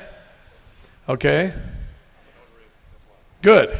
We need all the notaries we can get. Use of a notary is our bridge to get us from the land over to the ship on the dock into the courtroom. It's our bridge between the private and the public. 3 notaries trumps a judge. 2 notaries is equal to a judge. When we do a common law court, the 12 jury members create the order and they sign it. And 3 notaries seal it. And when they do, now we can take it into federal court under the Unified Foreign Judgment Enforcement Act and get the judgment enforced. All right.